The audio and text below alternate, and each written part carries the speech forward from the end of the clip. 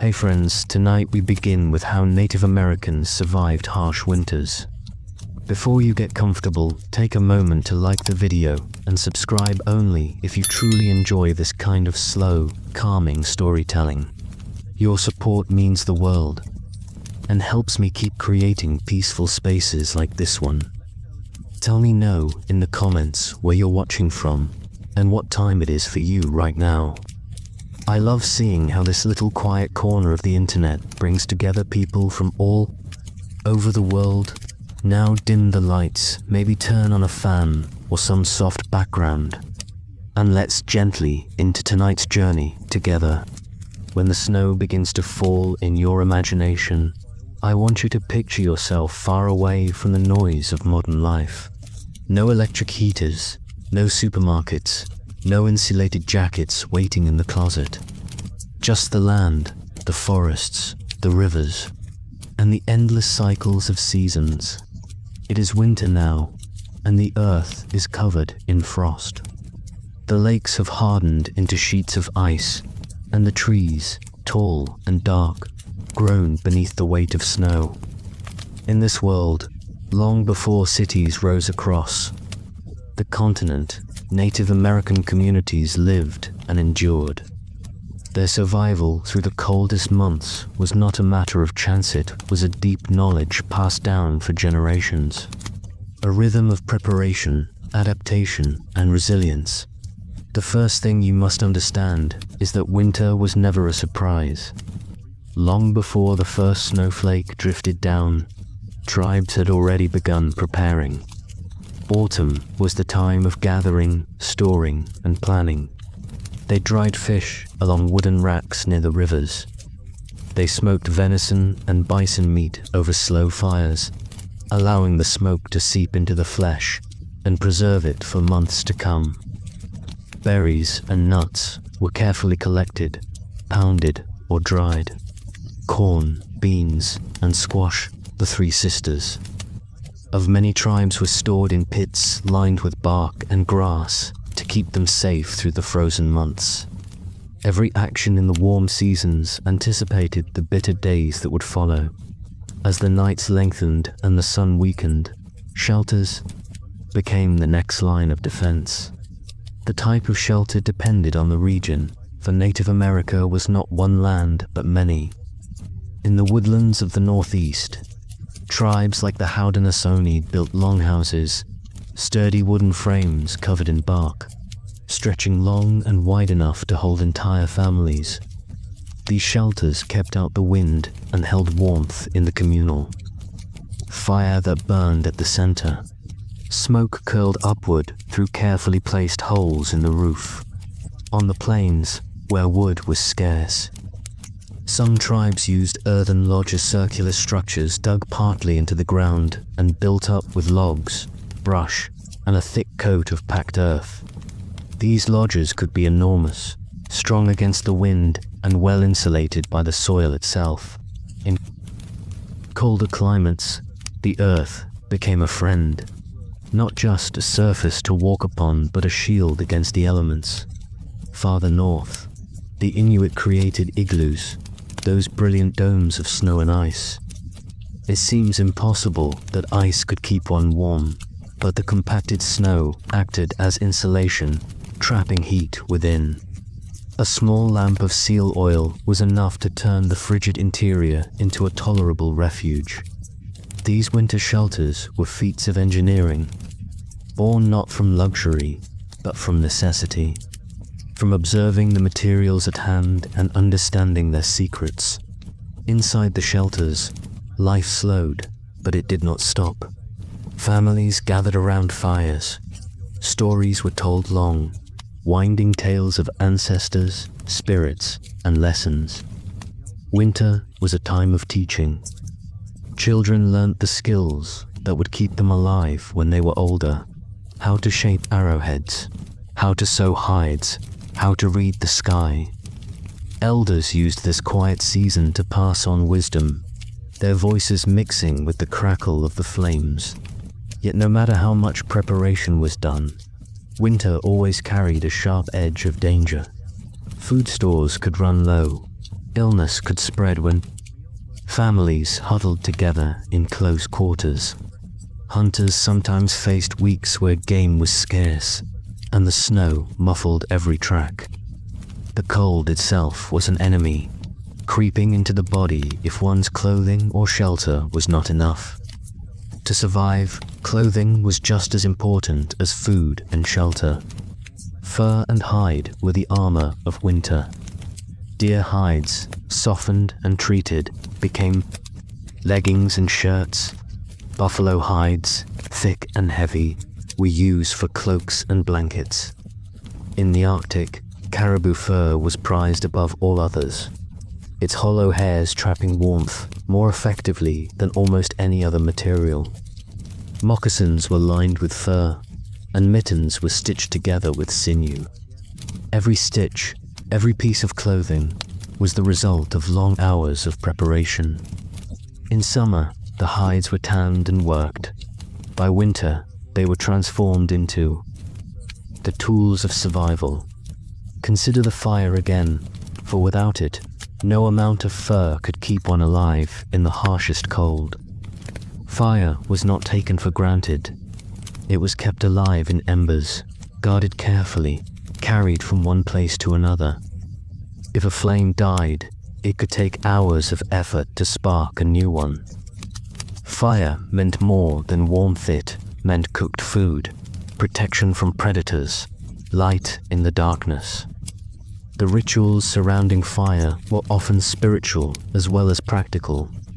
Some tribes saw fire as a living presence, a spirit in itself, and treated it with reverence.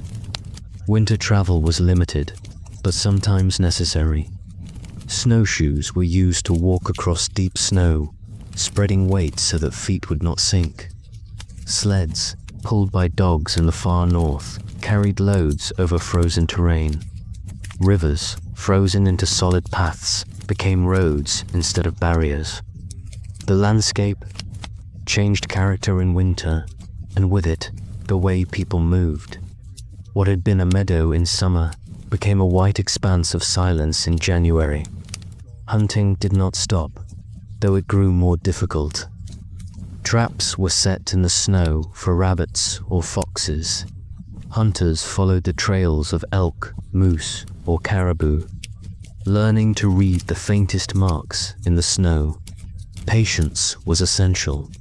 Sometimes hunters would wait for hours, hidden, until the moment came to strike.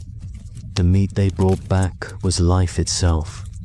Each successful hunt a small victory against the unforgiving season. But winter was not only hardship.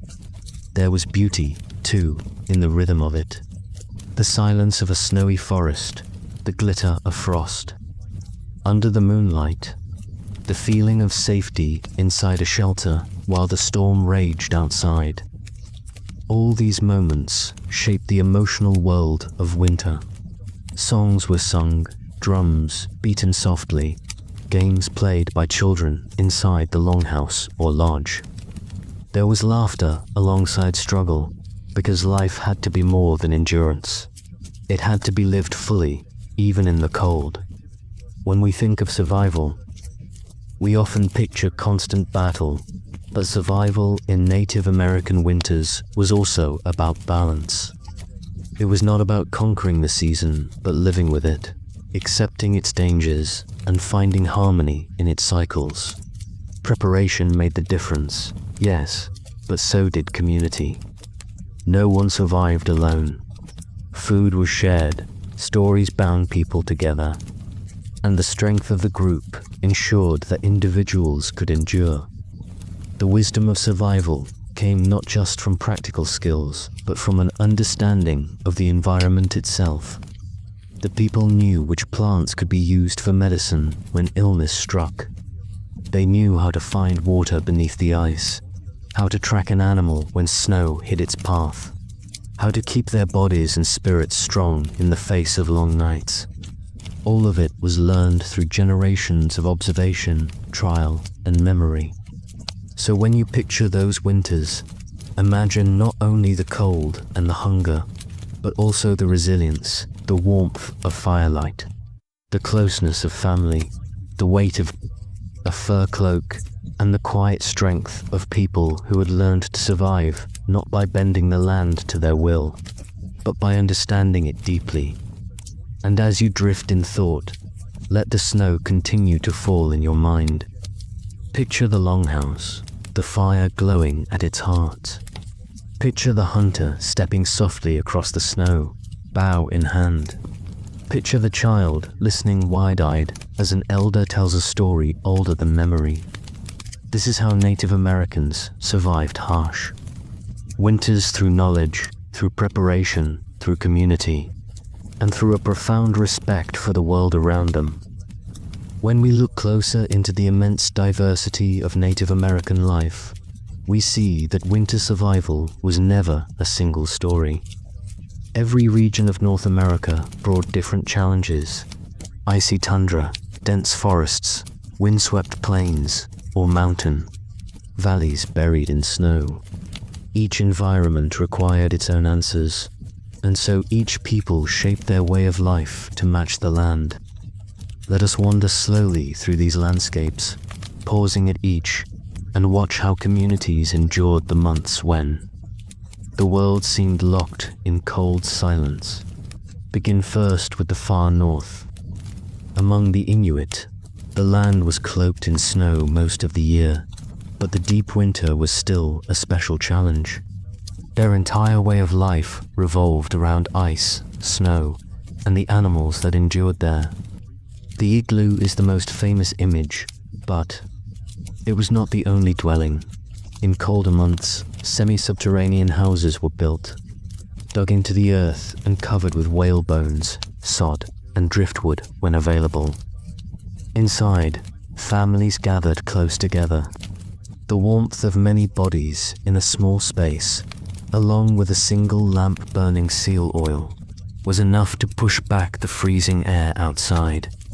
Clothing was made with extraordinary care. Caribou hides were chosen because the hollow hairs trapped heat so efficiently. Parkas were sewn with precision, the seams turned inward to keep out drafts. Mittens, boots, and trousers were layered, creating a system that kept every inch of skin safe from frost. When a person stepped outside, they carried the skill of generations sewn into every stitch of their clothing. Food for the Inuit was found where few others could find it. In winter, the sea was still alive beneath the ice. Hunters waited patiently, at breathing holes for seals, striking with harpoons tipped with sharpened bone or ivory. Sometimes they built small igloos right on the ice, where they could wait in shelter for hours, even days. Caribou, when herds wandered close, were hunted with bows, snares, or drives. Every part of the animal was used. The meat was eaten fresh, dried, or frozen in caches. Fat was rendered into oil, used for light and cooking. Bones became tools. Skins became clothing and bedding. Nothing was wasted, because waste could mean death. In such a land, survival was not an accident, but the result of a culture perfectly tuned to the frozen world.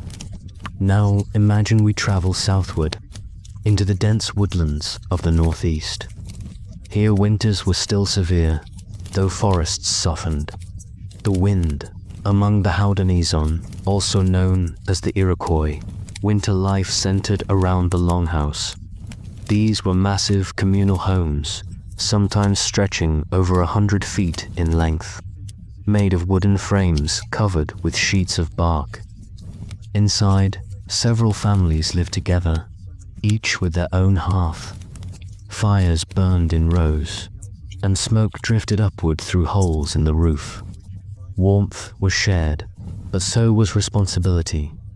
In the longhouse, food was pooled, tasks divided, and survival was a collective duty. The Haudenosaunee prepared throughout the year for the lean months. Corn was dried on the cob, beans strung in braids, squash sliced into rings and hung to dry. All of these were stored in bark-lined pits, safe from moisture and animals. In winter, these foods formed the steady diet that kept families alive, supplemented by hunting and fishing when possible. Hunting parties tracked deer through the snow, using its depth to slow the animals. Sometimes drives were organized, where groups of hunters would encircle and direct the deer toward waiting bowmen. Fishing, too, continued in winter. Holes were cut in the ice, nets lowered, and spears thrust quickly at passing fish. The rhythm of food, though strained, never fully stopped. In these woodlands, clothing was made from deerskin. Tunics, leggings, and moccasins were lined with fur in winter. Heavy cloaks of bear or wolfskin provided added warmth. Snowshoes crafted from bent wood frames, laced with rawhide, allowed hunters to walk across deep snow without sinking. This invention turned the harsh landscape into something navigable, keeping people mobile even in the most difficult months. Farther west, across the rolling expanse of the Great Plains, winters carried their own dangers. Winds swept endlessly, and blizzards could bury the land in white. For plains tribes, the tipi became the answer to winter survival. Constructed of tall poles covered with buffalo hides, tipis could be quickly erected or dismantled, allowing mobility. But in winter, the hides were layered thick, sometimes lined with insulating grass or extra coverings. A central fire burned within, the smoke vented through a small opening at the top.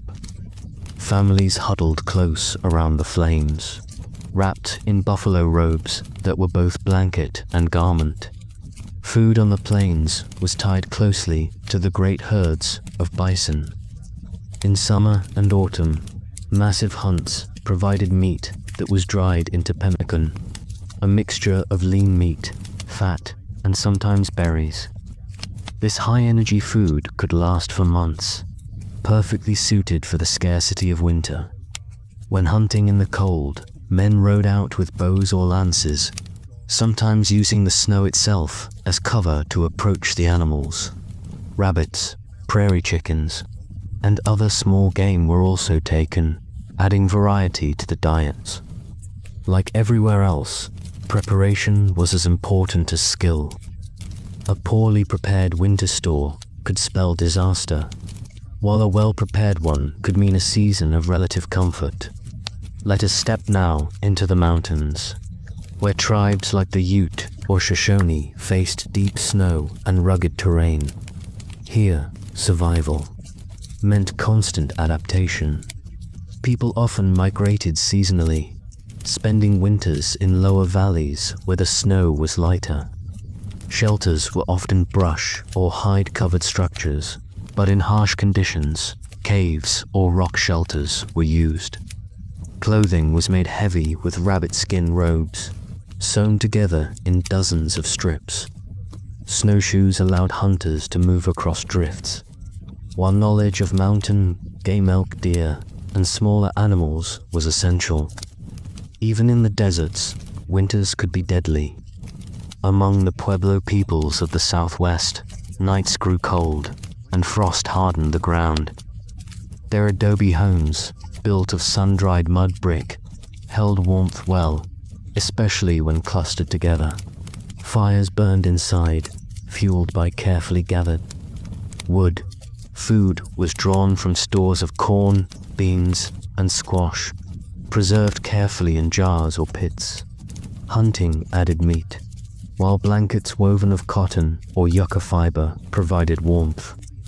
Though their winters lacked the endless snow of the north, the struggle to stay warm and fed was still a constant concern. What ties all these diverse practices together is a philosophy of respect. The people did not fight the winter blindly. They learned from it, adapted to it, and lived within its limits. They watched animals, noted the growth of plants, and understood the patterns of weather. A beaver building a thicker lodge meant a colder season ahead. A sudden flight of birds could signal a storm. These signs were studied carefully, woven into oral traditions, and taught to each new generation. In this way, survival was not only physical, but intellectual, a passing down of observations that kept entire communities alive. The spiritual side of winter survival was equally important. Many tribes held ceremonies during the long nights, honoring spirits, ancestors, and the cycles of nature. Winter dances, songs, and rituals were performed to ensure balance, to give thanks for survival, and to call for strength until the thaw returned. Stories told over and over reminded listeners of past hardships and the lessons learned from them. They were not only entertainment, but a form of survival knowledge disguised as tale. A child listening to the adventures of a trickster figure might laugh, but they were also learning when to hunt, how to respect fire, and why food must never be wasted. The deeper one looks, the clearer it becomes. Survival in harsh winters was never accidental. It was an art, a science, and a tradition combined. It required foresight, community, and humility before the power of nature. Even when food was scarce and storms unending, there remained a structure to life, a belief that with preparation, skill, and respect, spring would always return. And as we imagine ourselves in those winters, we may begin to understand not only the hardship, but also the resilience. Not only the silence of the snow, but the voices that carried through it. Voices of families gathered in warmth. Voices of hunters, whispering in the frozen woods. Voices of elders, telling stories that stretched across generations like firelight in the darkness. Picture again the long nights of winter, when the sun rises late and sets too soon, leaving entire communities wrapped in extended darkness. To survive these endless months was not only a matter of food and shelter, but also of spirit. A body could be warmed by fire, but the mind and heart needed other kinds of fuel. Let us take our time now to explore the smaller details, the daily habits, the games, the prayers, the quiet resilience that carried Native Americans through winters that seemed determined to test human endurance. Begin with the rhythm of each day in the woodlands. A morning might start not with haste, but with careful attention. The first person to rise would stoke the fire, adding wood that had been collected and dried months before. Sparks crackled, smoke curled upward, and warmth slowly spread again through the longhouse or lodge. Children stirred beneath furs, while elders remained wrapped tightly until the fire's heat was steady. A simple meal might follow, perhaps. Cornmeal porridge, flavored with dried berries, or a piece of smoked venison softened in broth. Food was never taken for granted. Every bite was a reminder of the labor it had cost. The planting, the harvest, the hunting, the preserving. When the sun rose higher, tasks began. In the Northeast or Great Lakes region, men might leave to check traps hidden in the snowy forest. Snares for rabbits or foxes were examined carefully, their paths marked by memory and signs. Snowshoes were strapped on, each step gliding across the drifts where an unshod foot would sink deep. Women remained near the hearth, tending to clothing that needed constant repair. Buckskin garments stiffened with cold, and where required softening and reset. Fur cloaks had to be kept clean and dry, otherwise the chill could creep through. Children were not idle either. Young ones fetched water from streams, broke ice when necessary, or carried wood from piles carefully gathered in autumn in the far north. Among the Inuit, daily tasks in winter were as relentless as the cold itself. Hunters left early, moving out onto the ice, listening for the faint breath of a seal beneath the frozen surface. Hours passed in stillness, patience itself a skill as important as strength. Women inside tended lamps, scraping moss to use as wicks, melting snow for drinking water, and sewing clothing with bone needles so fine they could pass through the thickest hides. Every stitch had to be precise. A poorly sewn seam could leak air, freezing the wearer. Here, survival was a quiet collaboration, each role essential, each movement deliberate. But alongside the labor came moments of rest. Winter was also a season of gathering together, of stories and teaching. Around the fire, elders began to speak, their voices carrying the weight of memory. They told origin stories, myths of creation, tales of animals that spoke, and tricksters who played their tricks. These stories were not just for amusement. They taught respect for the land, warned against arrogance, and passed on practical lessons hidden within. A tale of a greedy hunter might remind listeners never to overtake more than needed. A tale of a careless wanderer might serve as warning against venturing too far in blizzards. The younger ones listened, their minds filled with images, their hearts soothed by the familiar rhythms of words spoken countless times before. Music and games, too, lightened the burden of winter. Drums made of stretched hide echoed in rhythm with voices. Rattles shaken in steady patterns accompanied songs that honored ancestors or called for strength. Children played with carved toy-small dolls, miniature animals, or snow games, where imagination filled the frozen air with laughter.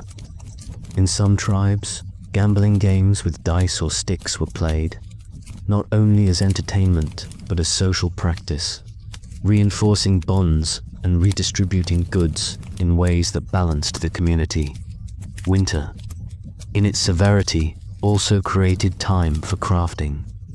Men carved tools from bone and antler, smoothing edges, sharpening points, shaping handles. Women wove mats, embroidered clothing with quills or beads, and prepared future items for spring. These acts were not only practical but meditative. They filled the hours with purpose, transforming stillness into creation, and through it all, the spiritual world was ever present. In many tribes, winter was a time for ceremonies. Among the Lakota, the winter count was updated, a record kept on hide, where each year was symbolized by a single pictograph marking its most memorable event. In this way, history was preserved, not as endless dates, but as living memory. For the Haudenosaunee, the midwinter ceremony took place, giving thanks for the survival of the past year and preparing for the year to come. Dreams, considered messages from the spirit world, were shared and interpreted. Among the Inuit, shamans performed rituals to maintain harmony between people, animals, and spirits, ensuring that the cycle of life would continue. One cannot overlook the psychology of winter survival. The endless dark could weigh upon the spirit. Days of hunger could press upon patience. Yet communities knew that despair could be as deadly as cold. And so rituals, stories, music, and laughter were not luxuries, but necessities. They reminded everyone, child, adult, elder, that they belonged to something larger than themselves. A circle of people and ancestors and spirits that extended beyond the harshness of any single winter. Let us pause to imagine a specific evening. Outside, snow falls endlessly, muffling the world in silence. Inside a longhouse, a dozen fires burn in neat rows, each with its own family gathered close. Shadows dance on bark walls, smoke drifts upward, glowing embers pulse in the dimness. An elder clears their throat and begins a tale of the first snowfall, explaining how it came to be. how it tests humans but also teaches them humility. Children lean in, wide-eyed. Adults smile faintly, reminded of their own childhood. For a moment, hunger and cold are forgotten, replaced by warmth, not only of fire but of memory, tradition and belonging. Elsewhere, on the windswept plains, a tipi stands firm against a blizzard. Inside, a small fire burns, the hide walls rustling with the storm's breath. A mother sews quietly, while her child plays with a bone doll. Outside, the father returns from checking traps, his face lined with frost, his bundle carrying a rabbit. Caught in the snow, it is not a feast, but it is enough. And in that moment, survival is assured another day. Even in the harshest regions, small acts of care made survival possible. A shared blanket, a piece of food given to a neighbor, a song sung softly to a restless child. These built the invisible web that held a community together. For in truth, no one survived winter alone. It was always together as a people that they endured. If we step back now, we see that winter was more than an obstacle. It was a season that shaped identity. It demanded preparation, rewarded patience, punished carelessness, and celebrated resilience. It deepened bonds within families, kept alive the wisdom of elders, and tested every skill humans possessed. In its cold silence, it reminded people of their dependence upon the earth, the animals, and one another. And so, winter was not only endured but embraced as a teacher. To this day, the traditions of Native Americans carry echoes of those long months when survival meant more than resisting the cold, meant learning from it. As the long, cold months stretched on, the people's relationship with winter deepened. Survival was not only a question of whether they could endure the hunger and frost, but of whether they could maintain their strength of spirit until spring returned. Winter was not simply an enemy, it was a teacher, a trial, and a reminder of balance. The snow blanketed the earth, covering crops, silencing rivers, and driving animals to burrows. And yet, beneath the white stillness, life was waiting to understand how Native Americans survived. We must linger not just on their material strategies, but on the rhythms of the season that guided them. Winter was a cycle. Its hardships were predictable, its patterns familiar. The early snows brought vigilance, midwinter brought testing, and late winter brought a kind of quiet desperation. When supplies were lowest and patience wore thin, in this final stretch, survival was at its most fragile. Let us imagine those final weeks of winter, when hunger gnawed at bellies more fiercely than the cold itself. Food stores grew smaller each day. The dried corn, beans, and squash stored in woven baskets might now be nearly gone. The smoked fish hung in longhouses might be little more than brittle scraps. Hunters returned with fewer catches, for game was scarce and weakened, wary of every sound. This was the moment when cleverness mattered as much as strength. Every scrap of fat was saved, every bone boiled for broth until it turned soft enough to eat. Even bark from certain trees, like slippery elm, could be stripped and chewed to dull the pangs of hunger. But just as the body strained, so did the mind. It is in these times that traditions carried weight. Communities leaned upon ceremonies that gave meaning to endurance. Among some groups, this was when vision quests or fasting rituals might occur, not as a punishment but as a way of drawing strength from sacrifice. The hunger that came naturally in late winter became, in a sense, sanctified. Instead of despair, it could be reframed as a form of discipline, a reminder that suffering carried wisdom. Children were taught that these hardships were temporary. Parents and elders reassured them with stories of past winters survived. Around the fire, tales of ancestors who had endured worse cold and greater hunger were shared, reminding the young ones that resilience ran in their blood. To give up hope was unthinkable. To persist was the only way forward. And then slowly, almost imperceptibly, the signs of change would come. At first, the snow softened, melting slightly in the warmth of a longer day. Birds returned, their songs faint but promising. The rivers stirred, cracking open the ice that had silenced them for months. These early signs sparked joy and relief. Across communities, children pointed at the first geese flying overhead, laughing with excitement. Hunters set out with renewed energy, eager to find animals that now emerged from dens. Women prepared to open caches where seeds had been stored, their minds already turning to planting. Spring was not an instant transformation. It was a gradual loosening of winter's grip. Floods from melting snow could bring danger, and sudden storms could return without warning. But the people were ready.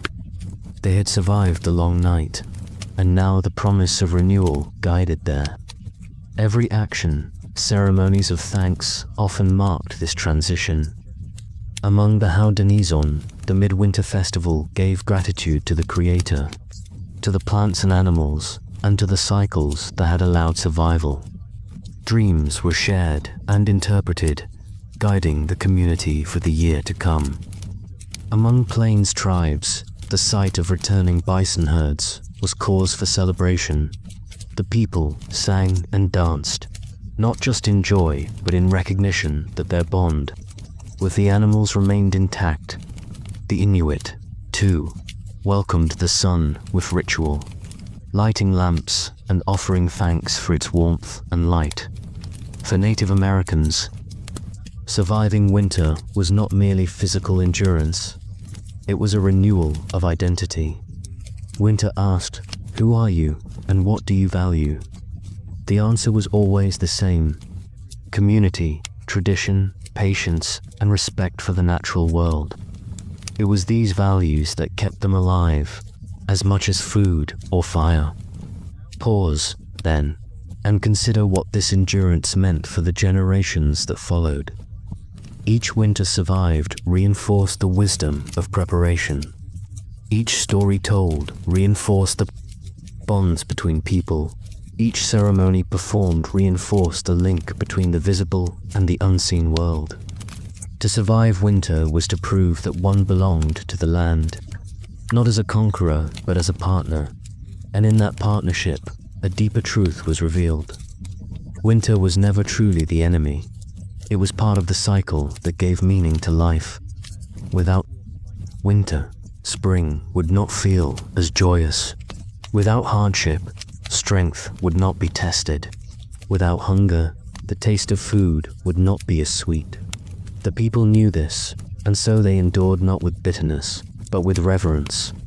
Let us end this first part of the journey by imagining once more the quiet of a winter night.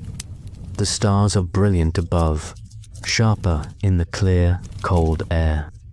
The snow glitters faintly, reflecting the moon's pale glow.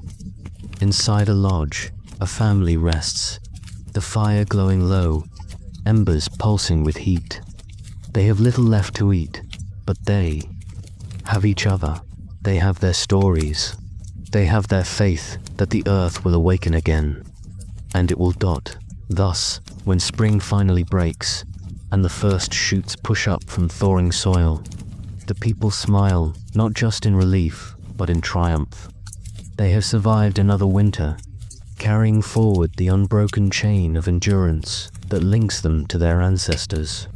And in that survival lies the quiet, unshakable strength of a people who have lived in harmony with the harshest seasons of the earth. If you travel across North America, you notice quickly that winter is not the same everywhere. A snowy season in the forests of New England is not the same as the long months of ice in the Arctic. nor the sharp frosts of the Great Plains, nor the chill nights of the desert Southwest. To survive the cold, native peoples adapted to the land itself. Each region demanded a different set of skills, tools, and traditions. Yet beneath all the diversity, one truth remained constant. Winter could be endured if you respected the land and prepared wisely. Let us begin in the eastern woodlands, the land of thick forests, lakes, and rivers. Here, winters were long and snowy, but not as brutally endless as in the far north. Tribes such as the Iroquois, the Algonquin, and the Wampanoag had developed a rhythm of life tied to the 4 seasons. In the warm months, they beans and squash, the 3 sisters that grew together and supported one another, just as people supported each other. As fall approached, harvest festivals marked the storing of food. Corn was dried and ground into meal. Beans were strung and smoked. Squash was sliced and stored. Hunters stalked deer, beaver, and bear, preserving meat by smoking it over low fires. Fish were dried in great racks near rivers. By the time snow arrived, longhouses or wigwams were filled with provisions. But no matter how carefully they stored food, the people could not be certain of how severe the winter would be. Some years, game was plentiful. Other years, storms were unrelenting. To keep warm, the Haudenosaunee longhouse became a shared fortress against the cold. Dozens of family members lived together under one roof. The central fire always glowing, smoke rising through the smoke holes above.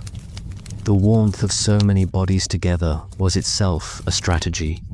Stories and ceremonies passed the long nights, strengthening bonds. Farther west, on the Great Plains, the challenge was different.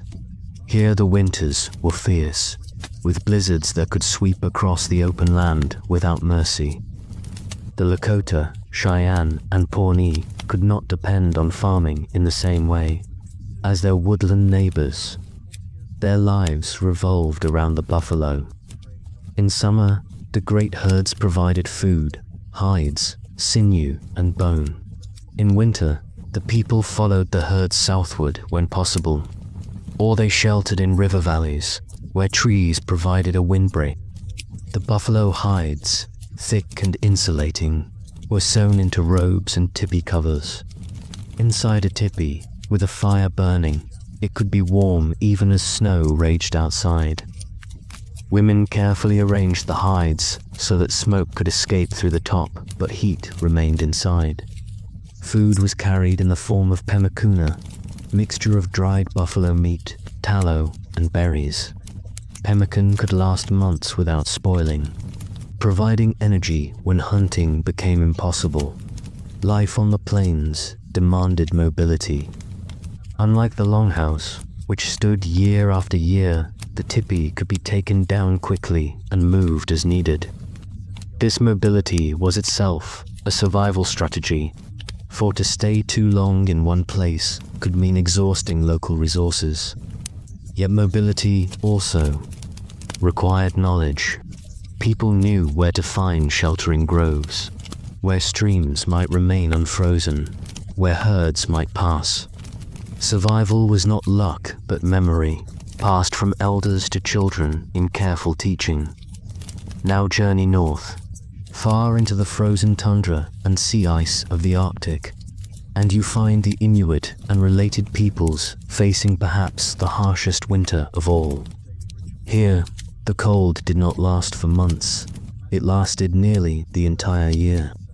Winter was not a season to endure, but a reality of life. Temperatures plunged far below freezing, snow covered the ground most of the year, and darkness swallowed the land for weeks at a time.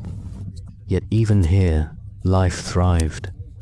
The Inuit did not see winter as suffering but as home. They built igloos, dome-shaped shelters made from blocks of snow, cleverly stacked so that warmth was trapped inside. Snow, surprisingly, is an insulator, and with a small lamp burning seal oil, the inside of an igloo could be much warmer than the outside air. Caribou and seals provided meat, their hides sewn into parkas and boots with exquisite care. The stitching was waterproof, every seam tested. Sled dogs hauled supplies across the ice. Kayaks and umiaks waited for the return of the hunt when waters thawed. The key to Inuit survival was the sea. Whales, seals, and fish provided food rich in fat, exactly what the human body needed to endure extreme cold. Every part of the animal was used. Meat for eating, fat for lamps, bone for tools, sinew for thread. Scarcity was rare because skill was great. Hunting required patience, knowledge of animal habits, and a deep spiritual respect. When a seal was caught, it was honored, for it had given its life so that the people could live. Turn then to the southwest, deserts and mesas, where tribes such as the Hopi, Zuni, and Navajo lived. Here, winter looked different. Snow might fall, yes, but the greater challenge was not endless cold, but sharp temperature swings, freezing nights, milder days. Yet survival required preparation all the same. Corn was still the heart of life, ground into meal and stored in clay pots. Dried beans, squash, and seeds were cached in stone or adobe rooms, protected from both pests and the cold.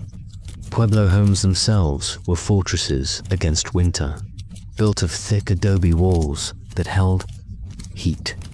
Fires burned in hearths, smoke rising through roof openings. Blankets woven from cotton or wool, sometimes from sheep introduced later, were wrapped around shoulders at night. Community ceremonies, like the Hopi Kashina dances, marked the season, reminding people of their connection to the spirit world. For the Navajo, weaving and storytelling filled the long nights, passing on traditions that made hardship bearable across all these regions.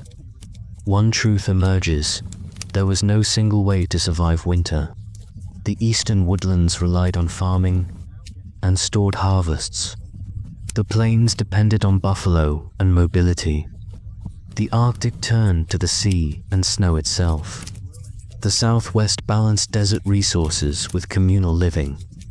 And yet, though methods differed, the mindset was shared. Preparation was survival. Community was survival. Respect for nature was survival. When we compared these adaptations, we see not only resilience, but genius. To build a snow house from ice, to stitch waterproof boots from caribou sinew, to preserve meat in pemmican, to weave blankets that held in warmth, these were not accidents. They were the results of generations of careful observation, testing, and teaching. Knowledge was itself a weapon against the cold, sharper than any spear. In every case, winter shaped identity. It was not simply endured, but incorporated into culture. Songs, dances, and ceremonies marked the passing of the season. Myths explained the coming and going of snow. Children were taught patience, endurance, and gratitude. In this way, winter was not only survived, but embraced as part of life's rhythm. And so, whether in forest, plain, tundra, or desert, Native Americans carried with them the wisdom of winter. Each storm weathered was a lesson. Each successful hunt was proof of harmony with nature. Each spring's return was a victory not over winter, but with winter, as partners in the endless cycle of the earth. When most of us today think of surviving the cold, we imagine heavy coats, insulated boots, furnaces, or perhaps the glow of electric heaters. For native peoples, there were no such luxuries. Yet, through generations of trial, error, and patient skill, They created technologies perfectly adapted to their world. Winter survival was not just about food, it was about clothing, shelter, tools, and the clever use of every available resource. Let's begin with clothing, the first and most vital line of defense. In the eastern woodlands, deer were abundant, and deer hides became the foundation of winter garments. Buckskin was soft and flexible, while thicker hides were used for warmth. Fur from beaver, bear, and rabbit-lined cloaks and mittens. Clothing was layered, one garment for insulation, another to cut the wind, a third to shed snow or rain. Footwear was especially crucial. The moccasin, often thought of as a simple shoe, was in fact highly engineered. In winter, it was stuffed with dry grasses or lined with fur for insulation. Some tribes waterproofed them with animal fat. This attention to detail could mean the difference between warm feet and frostbite. On the Great Plains, the buffalo provided everything. The hides of these massive animals were thick and warm, especially when taken during winter, when the fur was at its fullest. Robes made from buffalo hides were enormous, often large enough to wrap completely around the body. Inside the tipi, a family might sleep under several buffalo robes layered together, trapping heat.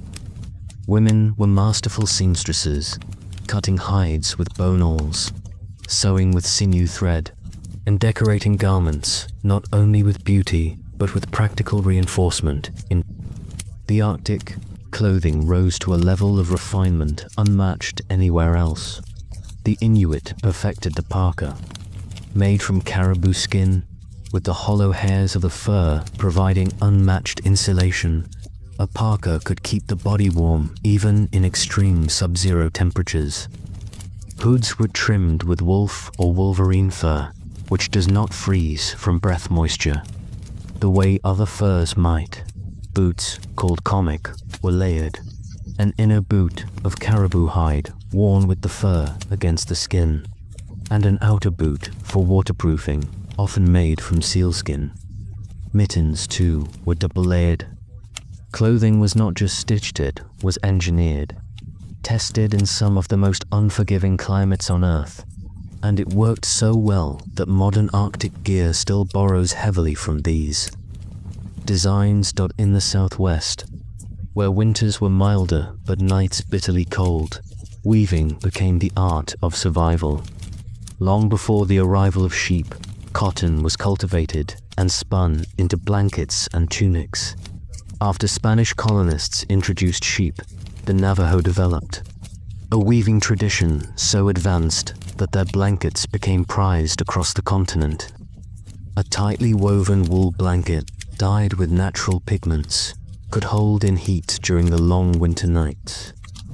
In pueblos of adobe and stone, these blankets became the difference between comfort and cold, turning sleeping chambers into insulated havens. Clothing alone was not enough. Shelter was the second pillar of survival. Each tribe built structures adapted to their environment. In the forests, the longhouse and the wigwam kept families safe. A longhouse could be over 100 feet long, housing multiple families with fires placed at intervals. Smoke holes above each fire allowed ventilation, though the air was often thick with the smell of woodsmoker scent as much a part of winter as snow itself. Wigwams, smaller domed shelters, were easier to heat. Covered in bark, mats, or hides, they trapped heat efficiently. On the plains, the tipi was unmatched. At first glance, it seemed simple. A cone of poles covered with hides, but the design was genius. The cone shape shed snow and resisted wind. The smoke flaps at the top could be adjusted depending on wind direction, allowing fires inside without filling the air with smoke. The hides could be layered for extra insulation, and in summer, some could be lifted to allow airflow. Mobility was the heart of the tippee's design. When it was time to move, women took it down in minutes, the poles, lashed to a travoy pulled by dogs or, later, horses. The same shelter that kept people warm in winter could be carried across hundreds of miles in the Arctic. The igloo is the most famous symbol of adaptation, but it was not the only shelter. Stone houses, sod huts, and skin tents were also used, depending on the season and location, but the igloo remains iconic for a reason. It was both practical and elegant. Blocks of snow were cut and stacked in a spiral, each block leaning inward until the dome closed at the top. A low tunnel served as the entrance, keeping warm air inside and cold air out. Inside, platforms of snow covered with furs became sleeping areas. The glow of a seal oil lamp filled the igloo with warmth and light, transforming frozen snow into a home in the southwest. Shelter meant Pueblo's multi-storied homes made of adobe and stone. The thick walls acted as thermal regulators, keeping out heat in the day and holding warmth through the night. In winter, fires were built in kivas, underground ceremonial chambers, as well as in household hearths. Communal living added another layer of insulation. A cluster of homes, joined together, held heat better than a single isolated house. Community itself was a survival strategy. Beyond clothing and shelter, tools were essential. Firemaking was one of the most critical skills. Without matches or lighters, native peoples used bow drills, hand drills, and flint and steel after contact to spark flame. In winter, fire meant more than comfort, it meant life. The knowledge of which woods burned hottest, which kindling caught quickly, and how to store tinder so it stayed dry was passed from elder to child like sacred knowledge. A mistake could cost lives in the middle of a storm. Cooking tools were adapted for preservation. Large clay pots in the east stored dried corn and beans. On the plains, rawhide containers called parfleches held dried meat and pemmican. In the Arctic caches carved into permafrost preserved fish and seal. In the southwest, granaries built high into cliffs kept out both animals and moisture. Each solution reflected not only survival but ingenuity. Hunting and fishing tools were also refined. Snowshoes in the northern regions allowed hunters to travel across deep snow without sinking. These were not clumsy contraptions, but carefully designed frames of wood and sinew, shaped differently depending on the terrain. A snowshoe for dense forests was shorter and more maneuverable. One for open plains was longer, spreading weight more evenly. Without them, travel would have been nearly impossible in winter. Sleds, too, became winter vehicles. The Inuit perfected the dog sled, harnessing strong huskies to pull loads across frozen landscapes. The dogs themselves were companions, guardians, and workers. In other areas, toboggans were used to haul goods over snow, their curved fronts sliding easily across the surface. Weapons for winter hunting adapted to conditions. The bow and arrow, ever present, was used with sinew strings that resisted the cold better than plant fibers. Spears for ice fishing were tipped with bone or stone, used to strike fish seen through holes cut in the ice. Traps and snares were set for smaller animals, requiring less energy than stalking game. All of this shows a truth that cannot be overstated. Survival in winter was not improvised. It was the result of careful design and inherited wisdom. Clothes were stitched with precision, shelters engineered with physics in mind, tools shaped by generations of trial and error. These technologies were not primitive. They were perfectly matched to their environment, often more sustainable and efficient than modern solutions. But survival also meant medicine. Winter brought illness coughs, fevers, frostbite. Herbal knowledge was crucial. In the woodlands, willow bark, rich in salicin, the basis of aspirin, was brewed as tea for pain and fever. In the southwest, sage, juniper, and other plants treated colds. In the Arctic, where plants were scarce, remedies came from animal sources. Seal oil for energy, raw whale skin rich in vitamin C to prevent scurvy. These treatments were not superstition. They were effective. Finally, there was the role of community and ritual. Practical tools and shelters kept the body alive, but stories, ceremonies, and traditions kept the spirit strong. Long winters could weigh heavily on the mind. In the Arctic, endless darkness could bring despair. In the plains, hunger tested endurance. In the woodlands, cramped quarters bred conflict. Rituals helped. Songs reminded people of courage. Dances honored the animals that gave food. Storytelling passed the time and taught lessons. Survival was as much about meaning as it was about meat. Every detail, from the cut of a moccasin to the shape of a snowshoe, tells us one thing. Native peoples were not passive victims of winter. They were inventors, innovators, and philosophers of survival. They looked at the challenges of the season and answered them with intelligence, resilience, and creativity. And in doing so, they not only lived through the cold, but built cultures that flourished despite it. Winter was always a season that tested the boundaries of human endurance. The difference between life and death often came down to whether a community had enough to eat. When the snow covered the ground and the animals grew scarce, for native people's food was never something to be taken for granted. Every piece of meat, every handful of berries, every kernel of corn stored away represented hours of work and the hope that the family would see spring. Survival depended not only on what could be gathered and hunted during the cold, but on how effectively resources were preserved and rationed.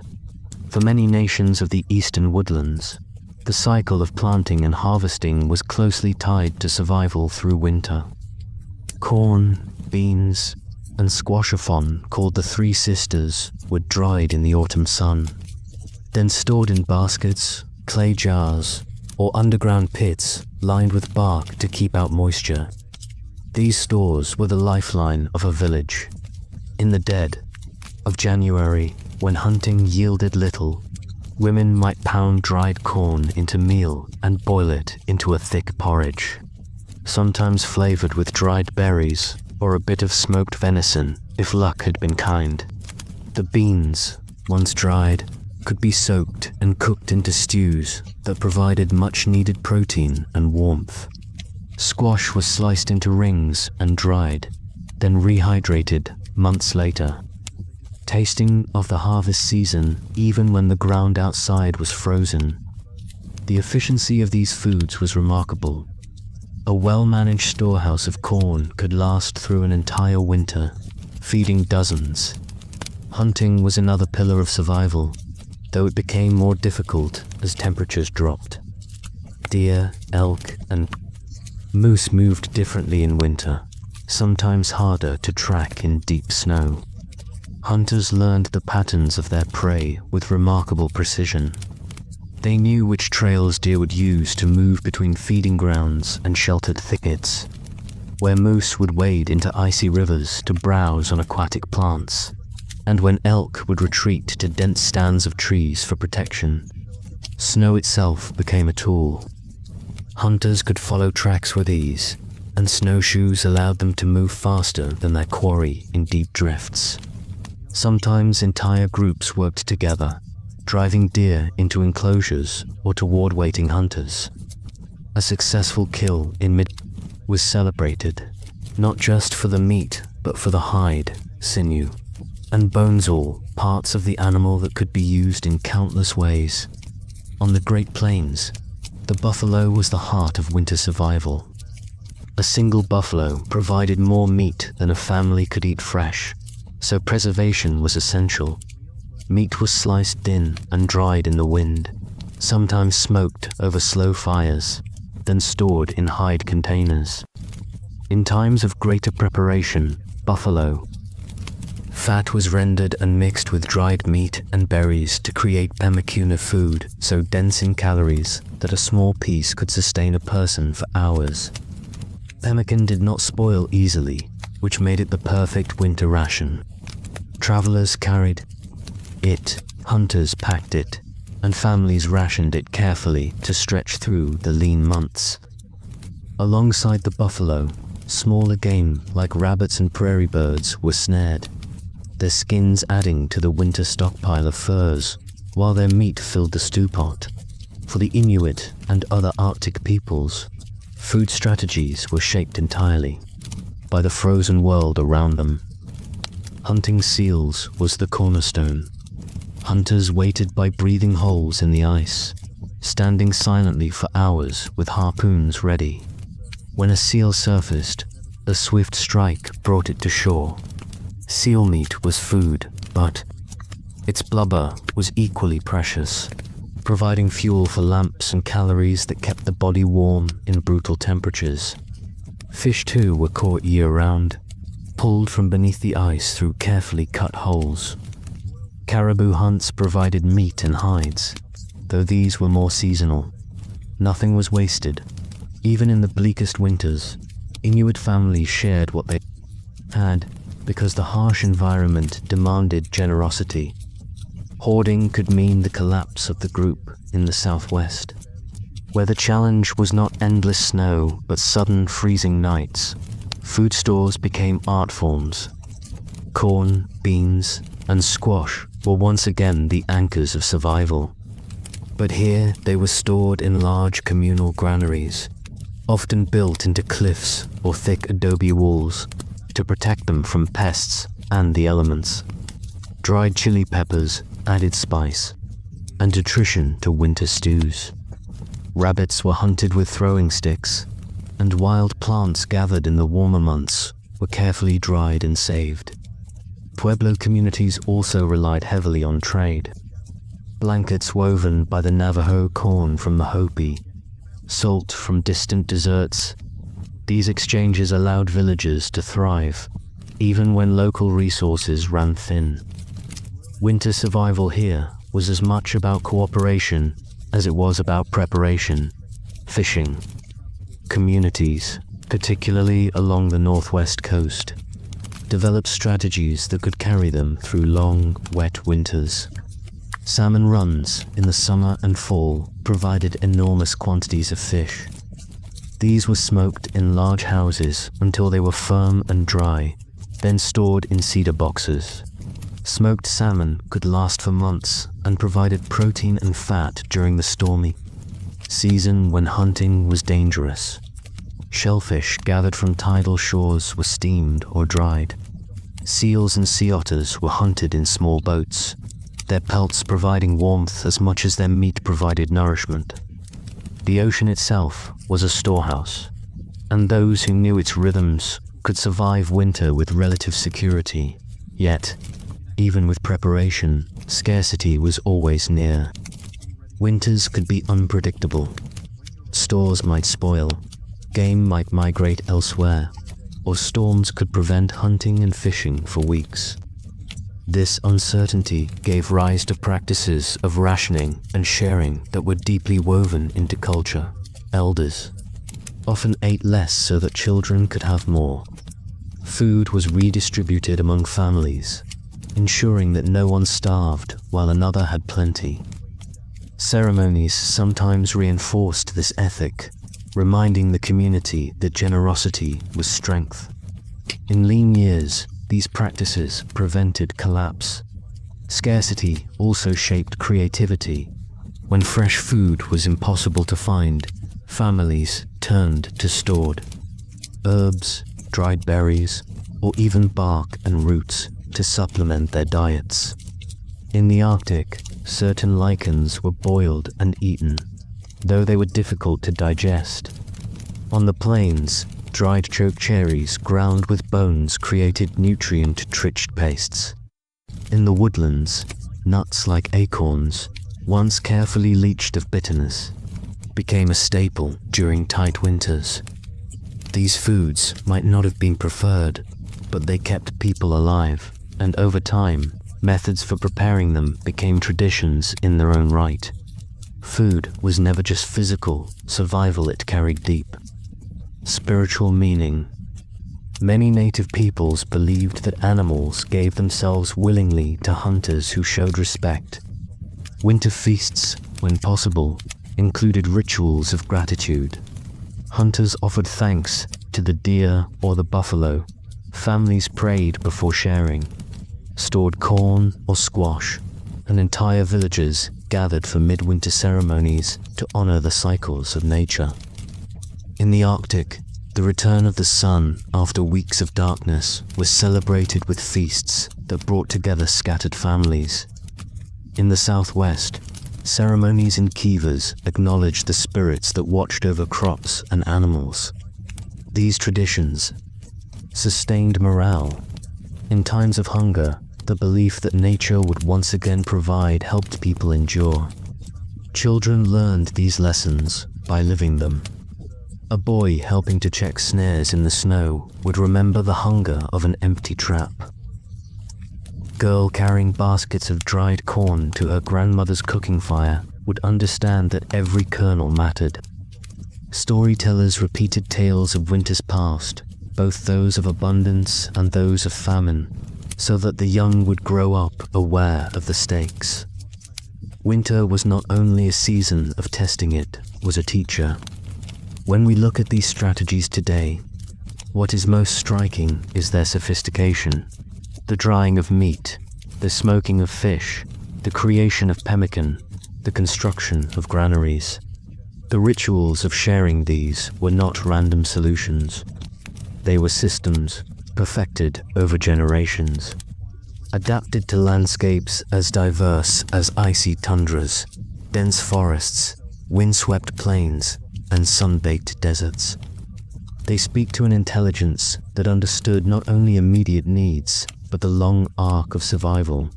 And through all this, the human spirit remained resilient. Even in the depths of hunger, families gathered around fires to tell stories, sing songs, and remind each other of the promise of spring. For every long winter survived, there was a sense of triumph, a knowledge that preparation, patience, and cooperation had carried the people through once again. The harshest season was never easy, but it was endured, and in enduring it, native peoples built a resilience that became the foundation of their cultures. Winter was more than just a season of cold. It was a season of the mind. Hunger gnawed at the body, but despair was just as dangerous. When snow blanketed the earth and the days shortened to the faintest trickle of light, it was easy to lose hope. Yet native peoples across the continent found ways not just to survive winter, but to endure it with strength of spirit. They built entire systems of belief, ritual, and community life around the challenge of those long, dark months, turning survival into something greater than mere endurance. In the eastern woodlands, where icy rivers froze and deer grew thin, winter was a time of storytelling. Around the fire, elders told of past winters when storms had lasted for weeks or when famine threatened villages. But these stories rarely ended in despair. Instead, they showed that survival came from courage, cleverness, and unity. A tale might tell of a hunter who followed a deer farther than anyone dared and returned with meat when the people were starving, or of a grandmother who shared her last kernels of corn and saved an entire family. These stories were teaching tools, embedding resilience into the minds of children. Firelight flickered against painted faces, shadows danced on bark walls, and the weight of hunger eased for a time as imagination carried listeners away. In the Great Plains, where blizzards swept across open land, winter was marked by the making of winter counts. These were pictorial records kept on buffalo hides, where each year was symbolized by an image representing its most significant event. When snow confined families to their tippers, elders would unfurl the hides and recount the years, pointing to a painted figure of a buffalo, a star, or a battle scene. Each image sparked stories, connecting the present to the past and reminding listeners that their people had endured countless hardships before. These winter counts were not simply histories, they were anchors of identity. For a hungry child, listening to a story of how ancestors survived worse winters, the message was clear: we too will survive this one. Among the Inuit of the Arctic, winter's darkness was near total, with weeks when the sun never rose. In such conditions, isolation and despair could easily overwhelm. Yet Inuit communities turned darkness into a time of gathering. In snow houses lit by seal oil lamps, families sat together, the warmth of shared bodies pushing back against the cold. Songs were sung, often accompanied by the steady beat of a drum. These songs told of hunts, spirits, and the land itself. They were not merely entertainment, they were lifelines, holding people together when the outside world was silent and frozen. Dance competitions and games brought laughter into the darkness, keeping spirits alive until the sun returned. The endurance of the body was matched by the endurance of the heart. Ceremonies played a central role in keeping communities bound together through the cold months.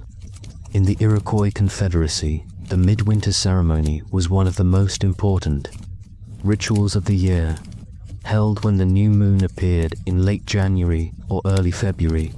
It marked both the close of one year and the beginning of another. For days, villages came alive with dances, songs, and prayers.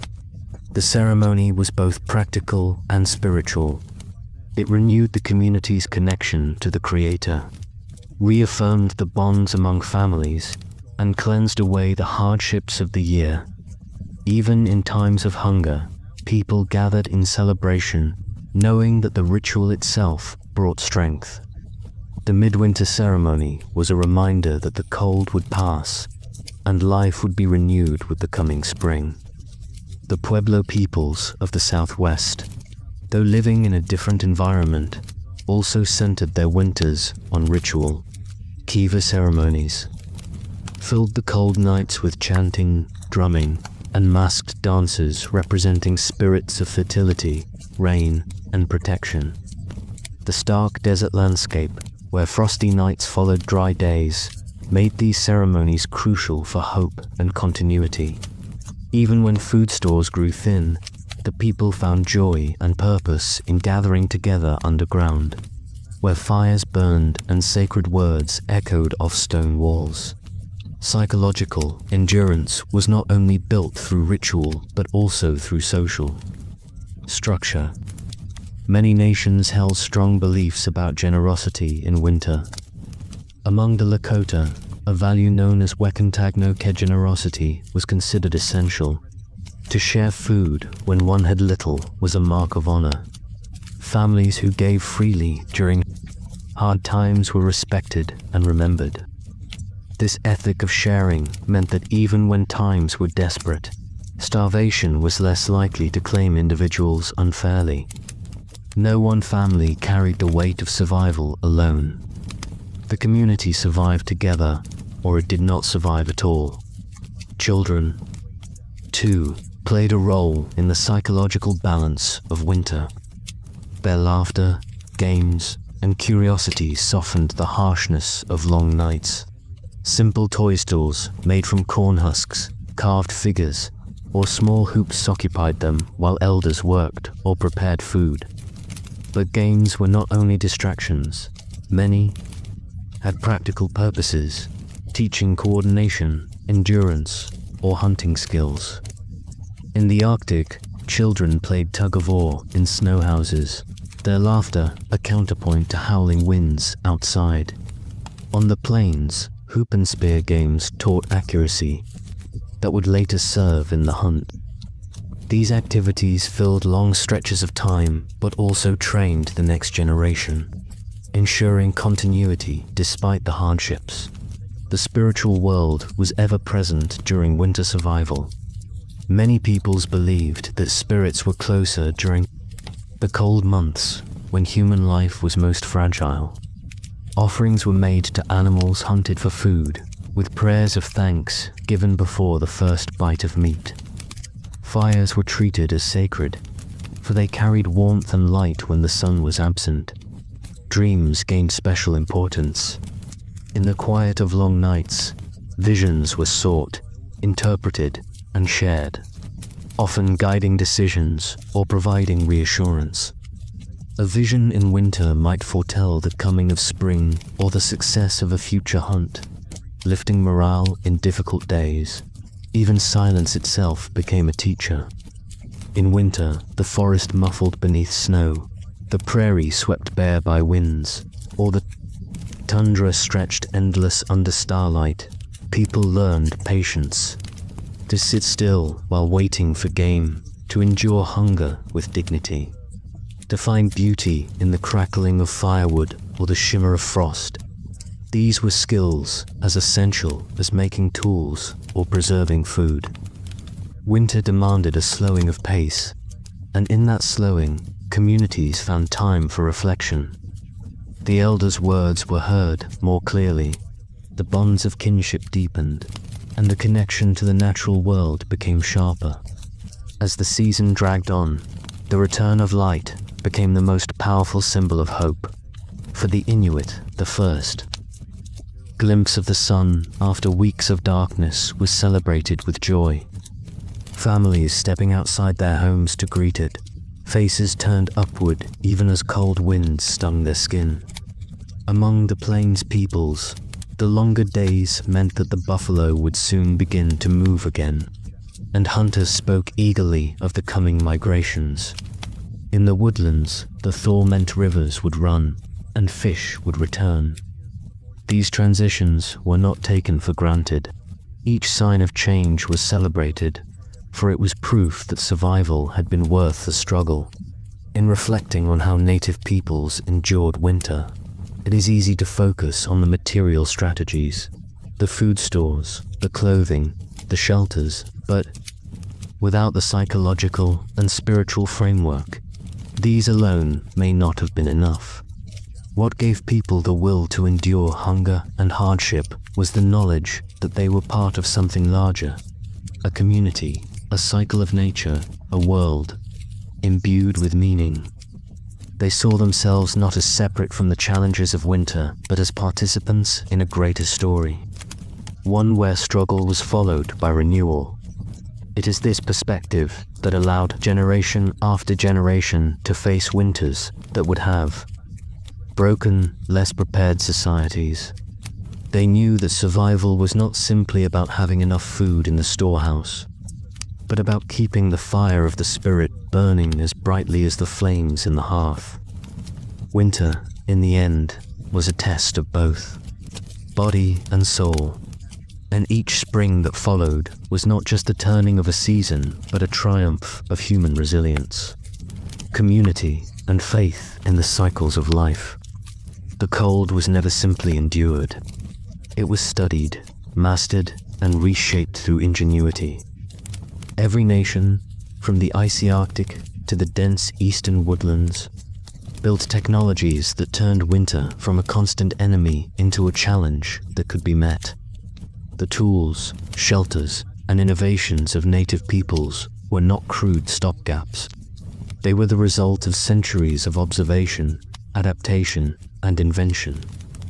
When you study the winter tools of Native America, you see an engineering born from the land itself, tested over generations, and refined until survival was no longer a question of chance, but of knowledge.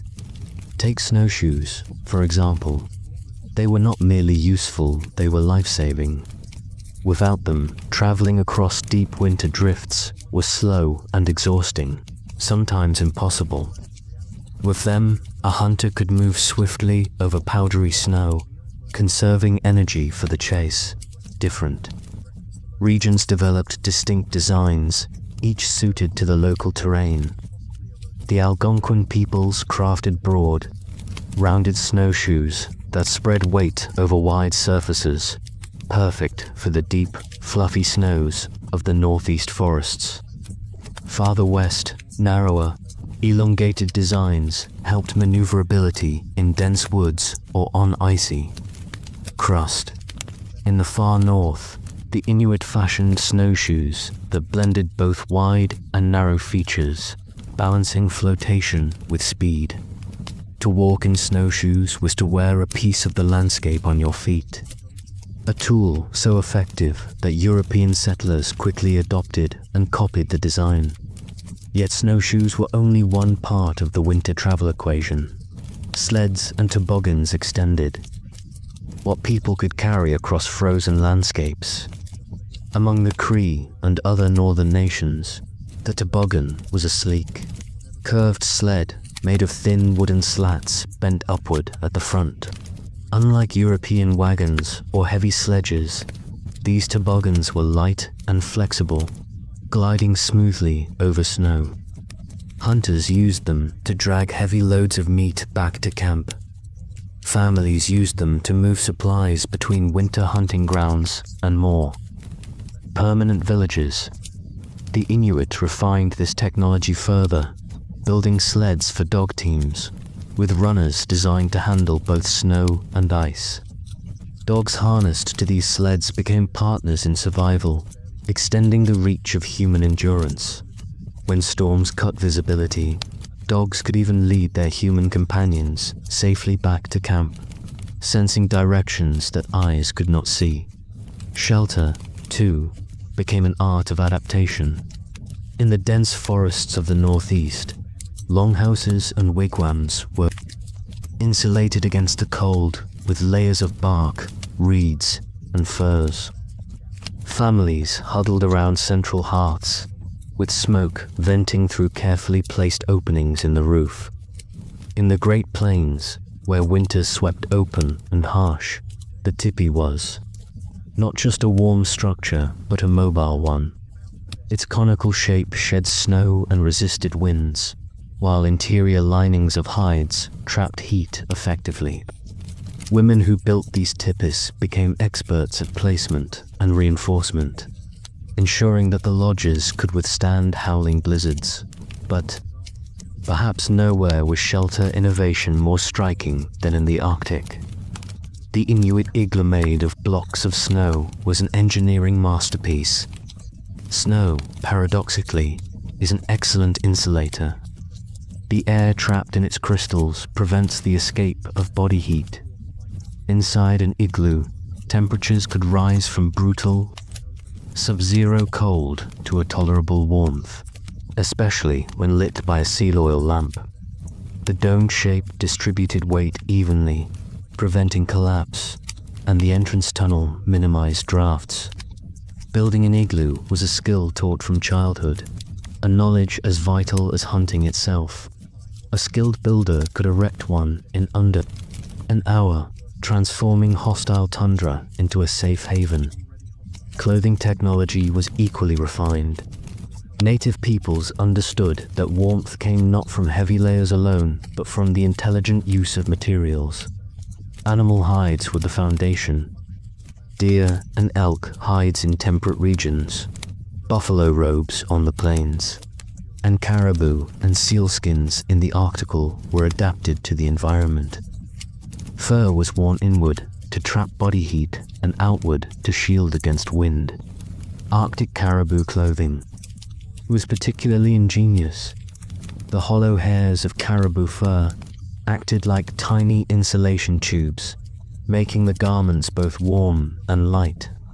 Inuit seamstresses crafted parkas, mittens, and boots sewn so tightly that not a thread let wind through. Waterproofing was achieved with oil or with layers of seal gut, which repelled snow and sleet like modern, synthetic fabrics. Snow goggles, an often overlooked invention, the precision of native adaptation in the blinding whiteness of Arctic landscapes. Snow blindness was a real danger. Inuit goggles, carved from bone, wood, or ivory, had narrow slits that reduced glare while still allowing vision. This simple but elegant design protected eyes just as effectively as modern sunglasses. Hunters could travel under brilliant sun on snow without being incapacitated. Another example of how survival came down to details. Weaponry, too, was adapted. For winter use, in icy conditions where stalking prey was difficult, native hunters relied on snares, traps, and ice fishing tools. Ice chisels cut through frozen lakes, allowing the placement of baited hooks or bone-tipped spears. Nets were set beneath ice, spread with ingenious systems of floats and sinkers. In the forests, deadfall traps captured small game when larger hunts failed. On the plains, hunts continued through snow with the help of coordinated drives, where entire communities worked together to guide bison into enclosures or over cliffs, even in winter. Arrows were tipped with stone, bone, or copper, their shafts carefully fletched to cut through frigid winds. Hunters learned to move silently on snowshoes, conserving energy and blending with the whiteness around them. Food preservation technologies were central to survival. Smoking, drying, and freezing all ensured that food gathered in autumn could last through winter. Meat was cut into thin strips, dried over low fires, and stored in skin bags. Fish were frozen solid in Arctic cold, preserving them for months. Some nations mixed dried meat with fat and berries to create pemmican, a dense and highly nutritious food that could last the entire winter and beyond. This innovation was so effective that European traders and explorers later relied on it for their own survival. In the southwest, where freezing was less reliable, corn was stored in sealed clay pots underground, protected from frost and pests alike. Every storage method was tailored to the climate, proving that there was no single native winter strategy, but a web of regional adaptations. Fire itself was a technology that demanded skill. Starting a fire in sub-zero conditions is no easy feat, yet native peoples mastered it with friction-based methods and the clever use of tinder. Birch bark, resin-rich pine knots, and dried grasses were gathered in advance and kept dry for emergencies. Fire was never taken for granted, was life. In many cultures, a fire was kept burning constantly in the winter lodge, tended day and night. It provided heat, light, cooking, and a psychological anchor. Families gathered around it, sharing stories and songs, reaffirming that survival was not only physical but communal. Beyond the practical tools, there was also strategy. Migration patterns themselves were a form of technology, ecological knowledge passed down through generations. Some nations moved seasonally, setting up winter camps in sheltered valleys or near resources that could sustain them. Others, like the Inuit, shifted between coastal winter camps and inland summer camps, each optimized for the season's survival needs.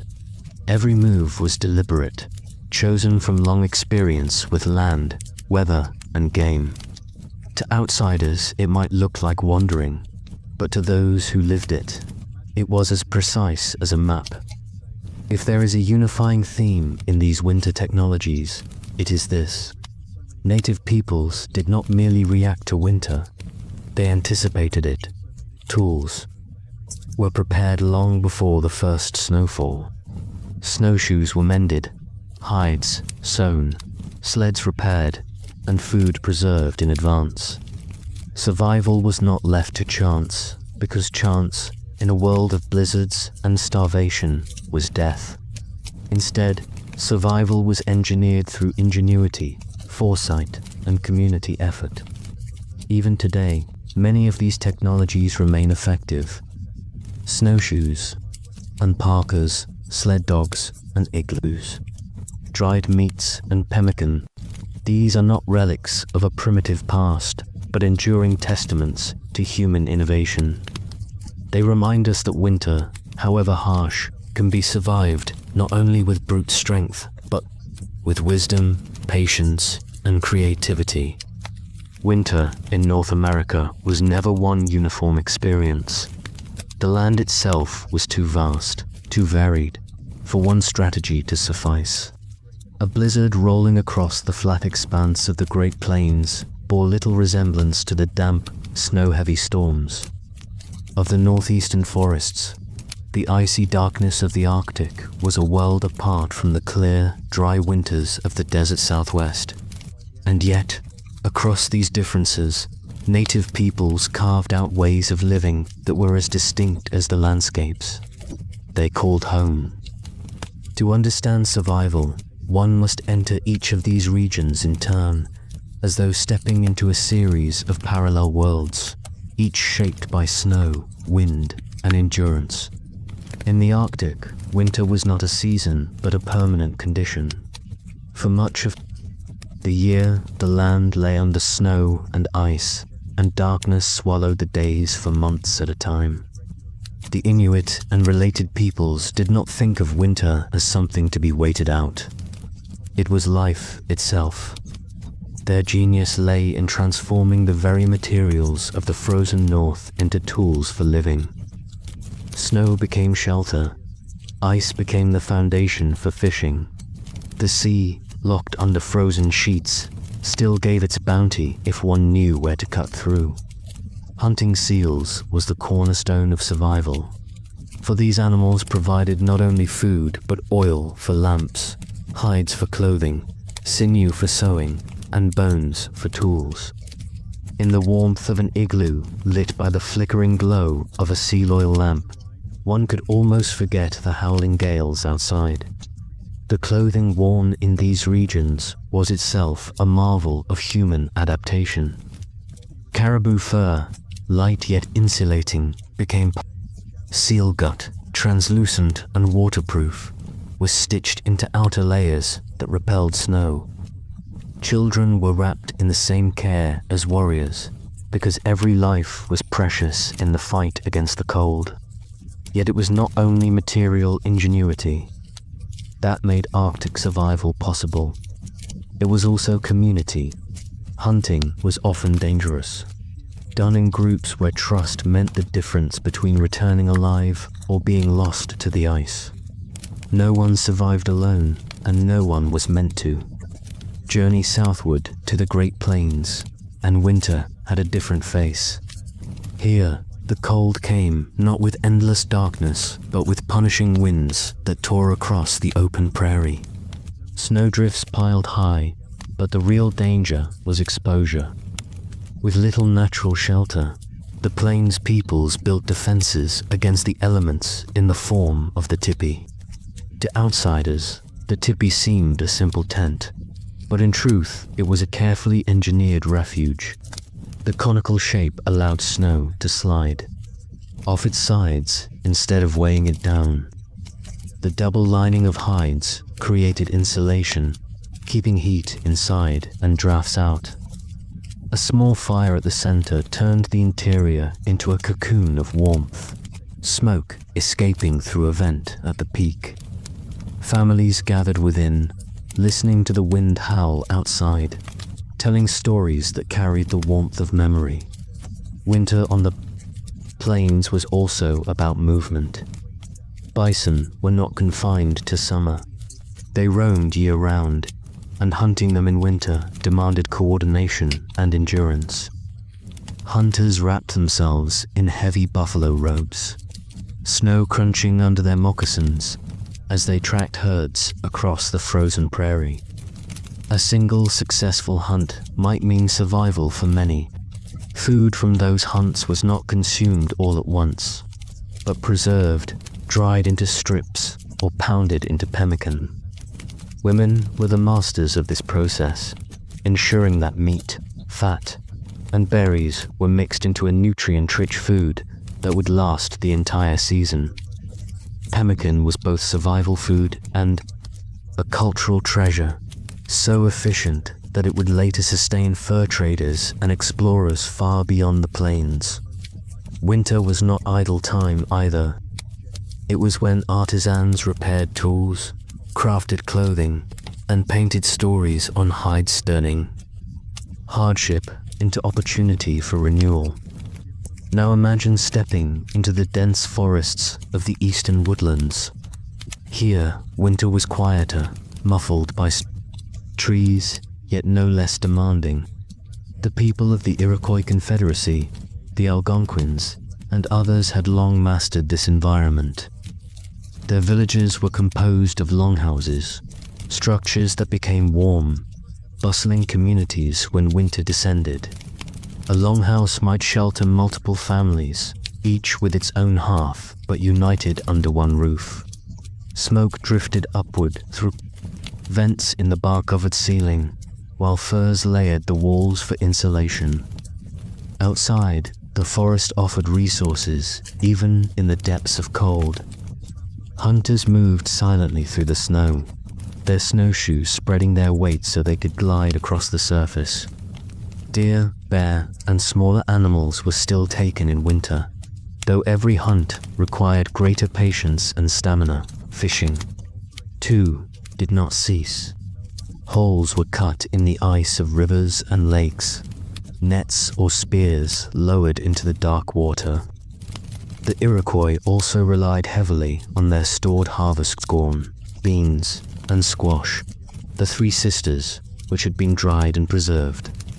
During the warmer months, cornmeal, porridge, soups, and stews sustained families, filling the longhouses with both warmth and scent. Winter, in these villages, was also the season of ceremony. The Midwinter Festival was held during this time, marking both the end of one year and the beginning of another. Dreams were shared, rituals performed, and communities reaffirmed their bonds. Survival, here, was not just about food and shelter, but about meaning. The conviction that life had purpose, even in the hardest months. Further southwest, winter took on another character entirely. The desert might seem inhospitable in summer, but in winter it presented new trials: frost at night, biting winds, and scarce resources. Pueblo peoples, living in what is now New Mexico and Arizona, adapted in ways that contrasted sharply with those of the Arctic or plains. Their homes, built of adobe, held warmth in winter just as they repelled heat in summer. Thick earthen walls absorbed the sun's heat by day and released it slowly at night, creating a natural temperature balance. Fires built within these rooms, combined with blankets woven from cotton or yucca fibers, kept families warm. Corn, beans, and squash again formed the core of survival, stored in clay jars sealed against pests. Dried chilies added flavor, reminding people that survival did not mean bland endurance. In the Hopi villages, winter was also a time for Kachina ceremonies, where masked dancers invoked spirits tied to weather, fertility, and life itself. The ceremonies bound communities together, turning the season of scarcity into one of spiritual richness. While the Arctic built with snow and the plains with hides, the Southwest turned to Earth itself, shaping it into walls that stood against the winter winds. Across all these regions, there was one thread. Survival was not a matter of brute force, but of intelligence and cooperation. Each environment taught lessons, and each community listened. To live through winter was to know the land intimately, to know where the deer bedded down, which valleys shielded against wind, which plants could be gathered even in cold. It was also to know people intimately. Families pooled resources, shared fires, and raised children together. Winter demanded togetherness, and in return it strengthened bonds. The Europeans who later arrived often marveled at how native peoples endured winters that seemed unbearable to them. Many colonists, unprepared for the realities of the land, perished. In their first cold seasons, what they saw as hardship, native peoples had already turned into rhythm. Winter was not an interruption of life, but a chapter of it. It was when stories were told, when ceremonies were performed, when elders passed down knowledge by the firelight.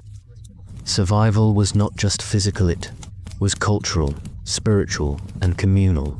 And so, whether in the frozen north, the sweeping plains, the shadowed forests, or the desert mesas, native peoples met winter not with despair, but with resilience. They transformed their surroundings into alisano, into shelter, hides into warmth, fire into community. Winter became not a void, but a teacher, demanding respect, ingenuity, and endurance. To survive was to adapt, but to thrive was to understand. Winter was never just a stretch of empty cold. To native peoples across the continent, it was a season that carried its own spiritual weight. A time when the ordinary world slowed and the unseen one grew closer.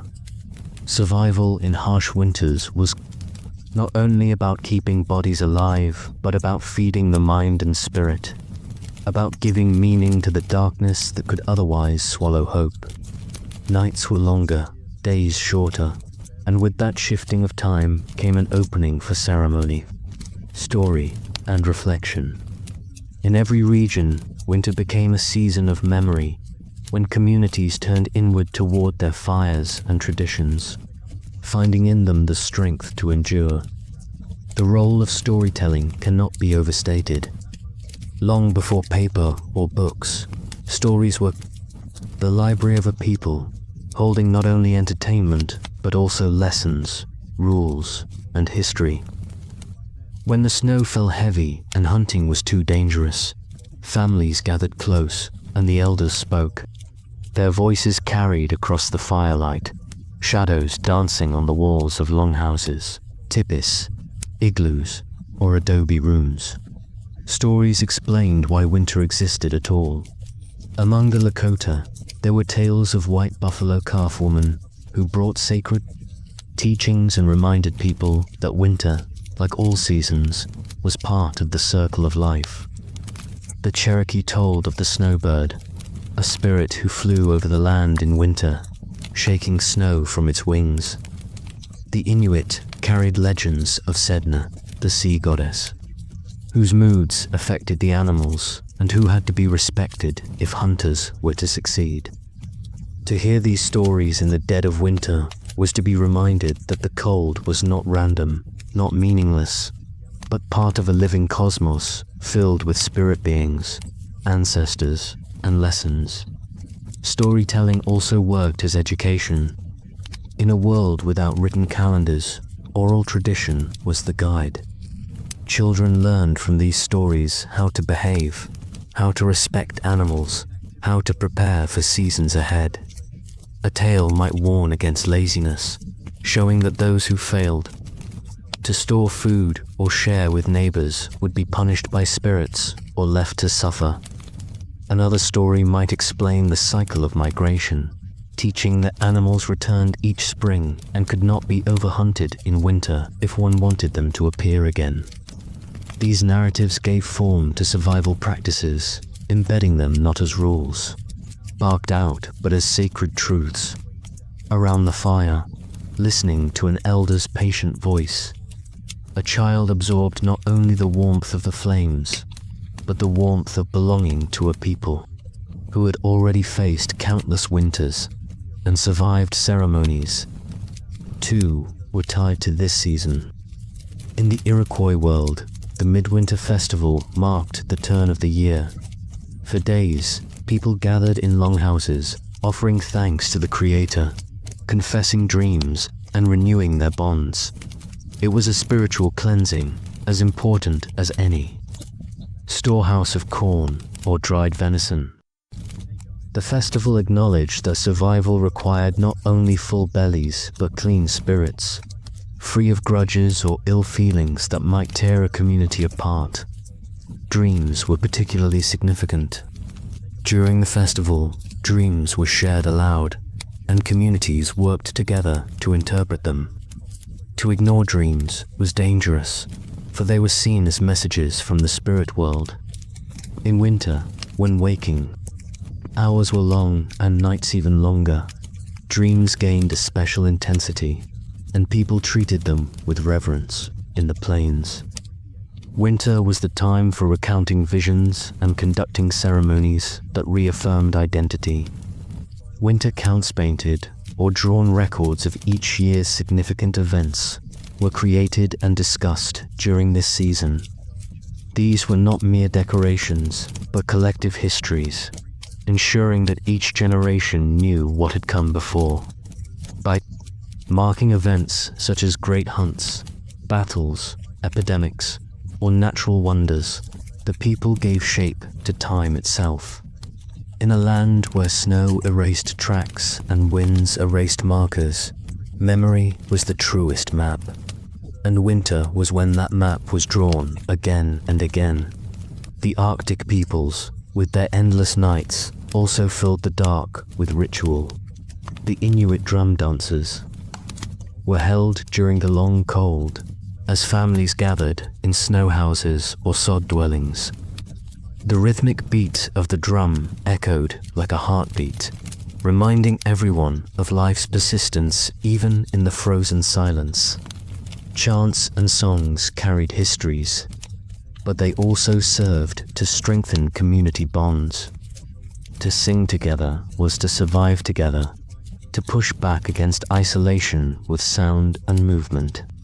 Shamans played an especially important role during these months. They mediated between humans and spirits, ensuring that animals would return, that storms would pass, that illness would be kept at bay. The community looked to them for guidance when the physical world seemed most hostile. Farther south, among the Pueblo peoples, winter was when the Kachina spirits arrived. These spirits, embodied by dancers wearing elaborate masks, represented forces of nature, ancestors, and guides. Their presence in winter was a reminder that even when fields lay barren and frost covered the desert, the cycles of fertility and growth were still in motion, unseen but inevitable. Children received gifts from the Kachina, not unlike later European traditions of winter giving, but here the gifts carried lessons.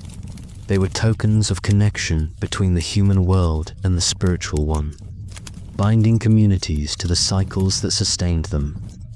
The dances, filled with color and rhythm, turned the cold season into one of expectation, where hope for the spring was already planted.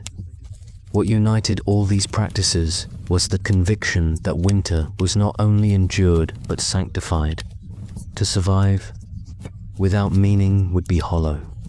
Cold and hunger could wear down even the strongest body if the spirit broke. But with stories, ceremonies, and dreams, the people carried warmth that no blizzard could extinguish. Winter, then, was a teacher. It reminded them of their smallness before nature and their greatness when they worked together. It tested their patience, discipline, and generosity. And in every tale told, every drum beaten, every mask danced, winter became not the enemy but the season of lessons. It is tempting, from a modern perspective, to imagine survival as merely practical a matter of calories and clothing. But for those who lived centuries before central heating or supermarkets, the spiritual layer was as vital as any dried corn or buffalo robe. Fear without meaning can paralyze. But fear turned into story, ritual, or myth becomes bearable. It even becomes instructive. When a snowstorm raged outside and visibility dropped to nothing, the story of a trickster coyote or raven might carry laughter into the room, easing the tension. When food ran low, the ritual of sharing dreams or recounting histories gave people a sense that scarcity was part of a larger cycle, not a permanent doom. In this way, winter was transformed from a blank, hostile space into a sacred passage. For children, these winters were their classrooms. Imagine a young boy or girl lying on furs near the fire, listening to a grandmother's voice describe how the stars came to be, how the animals taught humans to hunt, how the snow itself carried messages from spirits. Outside, the night stretched long and unforgiving, but inside, the child's imagination soared. The stories planted seeds of resilience, teaching that each hardship was survivable because others had survived before. Generations were strung together. Like beads, each winter's storytelling threading them tighter. For adults, winter offered a pause in the relentless labor of planting or traveling. It was a time to mend clothes, sharpen weapons, carve tools, and reflect. But reflection was not solitary, it was communal. In the darkness, one's voice carried farther, and so conversations deepened. Elders advised the young, leaders consulted with families, shamans guided the fearful. If summer was the time of doing, winter was the time of being, and in that being, survival found its soul. Across North America, no matter the region, this rhythm echoed. Gather close, tell stories, share food, perform rituals, and wait for the return of light. Harsh winters pressed against the walls, but inside those walls, life persisted, warmed by fire and faith. That is why, for centuries, native peoples did more than endure the cold. They turned it into a season of wisdom. When Europeans first arrived on the shores of North America, they came with dreams of wealth, conquest, and settlement. But few of them were truly prepared for the winters that awaited. The first English settlers in New England, accustomed to the damp but temperate winters of their homeland, found themselves shivering in forests where snow buried the earth for months and ice sealed rivers. They wore wool and linen, useful in Europe, but less effective against the biting winds of the Atlantic coast. Many had arrived too late to plant crops and too arrogant to ask for help. Their journals record misery fingers blackened by frostbite, bellies empty from failed hunts, and minds heavy with despair. What kept many alive in those early years was not European ingenuity, but native generosity. Indigenous peoples, having survived countless winters, carried a knowledge born of necessity and refined through generations. They knew how to construct shelters suited to the land, wigwams insulated with bark and hides, longhouses with central hearths, earth lodges that captured heat, and igloos carved from snow itself, where the very material of winter became a shield against it. They knew how to preserve food in ways Europeans had not imagined, drying corn and squash into lightweight stores, freezing fish in ice, pounding meat into pemmican rich with fat, or storing roots and nuts in caches hidden from animals. There are stories of native peoples teaching colonists to plant corn not in lonely rows but in mounds, each stalk supported by beans twining upward and squash sprawling outward to keep the soil moist and weeds at bay.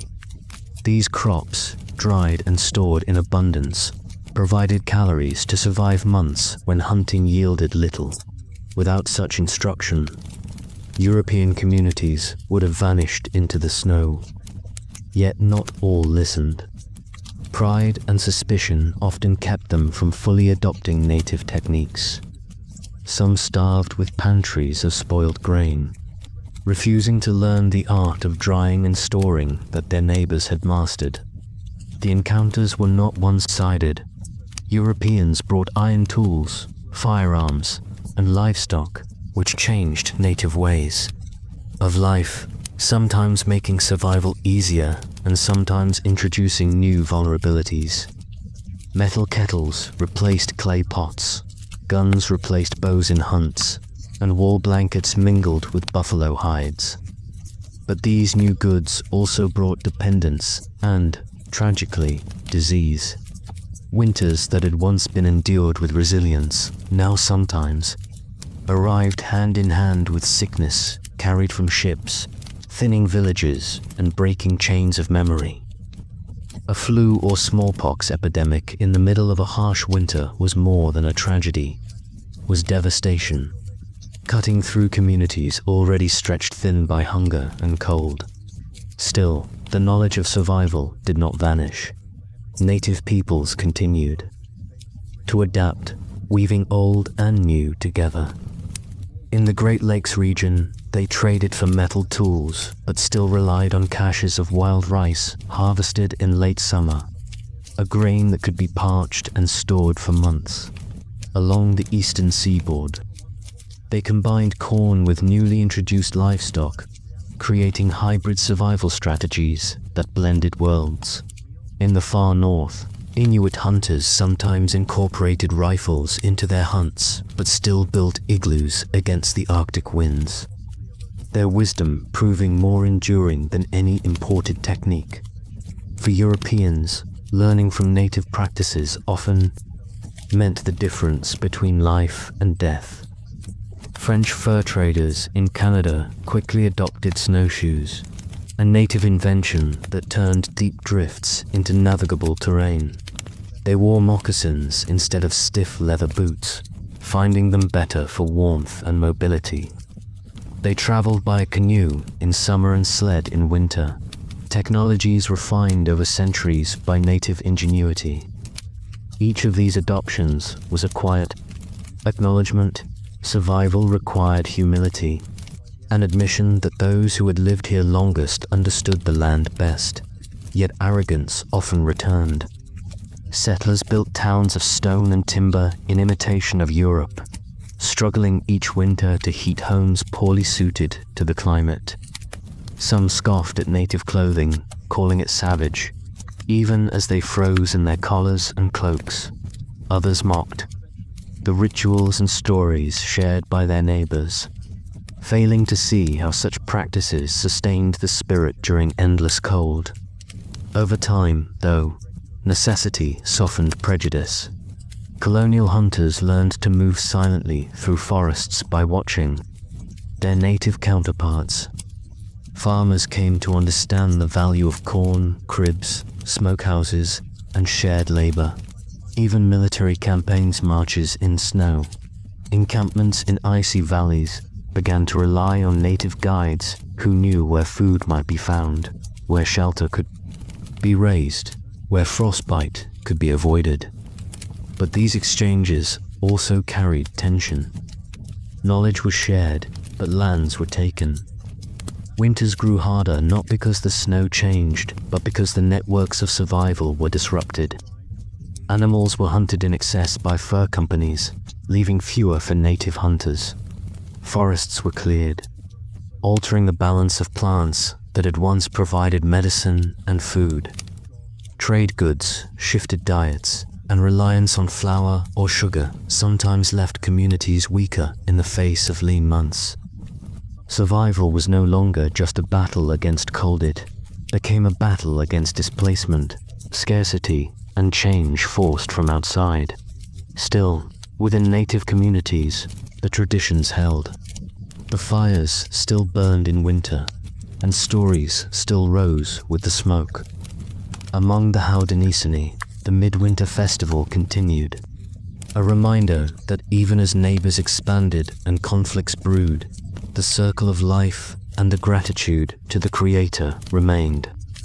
Among the Lakota, the winter counts still grew with each passing year, painted on hides, that recorded not just battles and hunts, but encounters with newcomers, epidemics, and the resilience to endure them.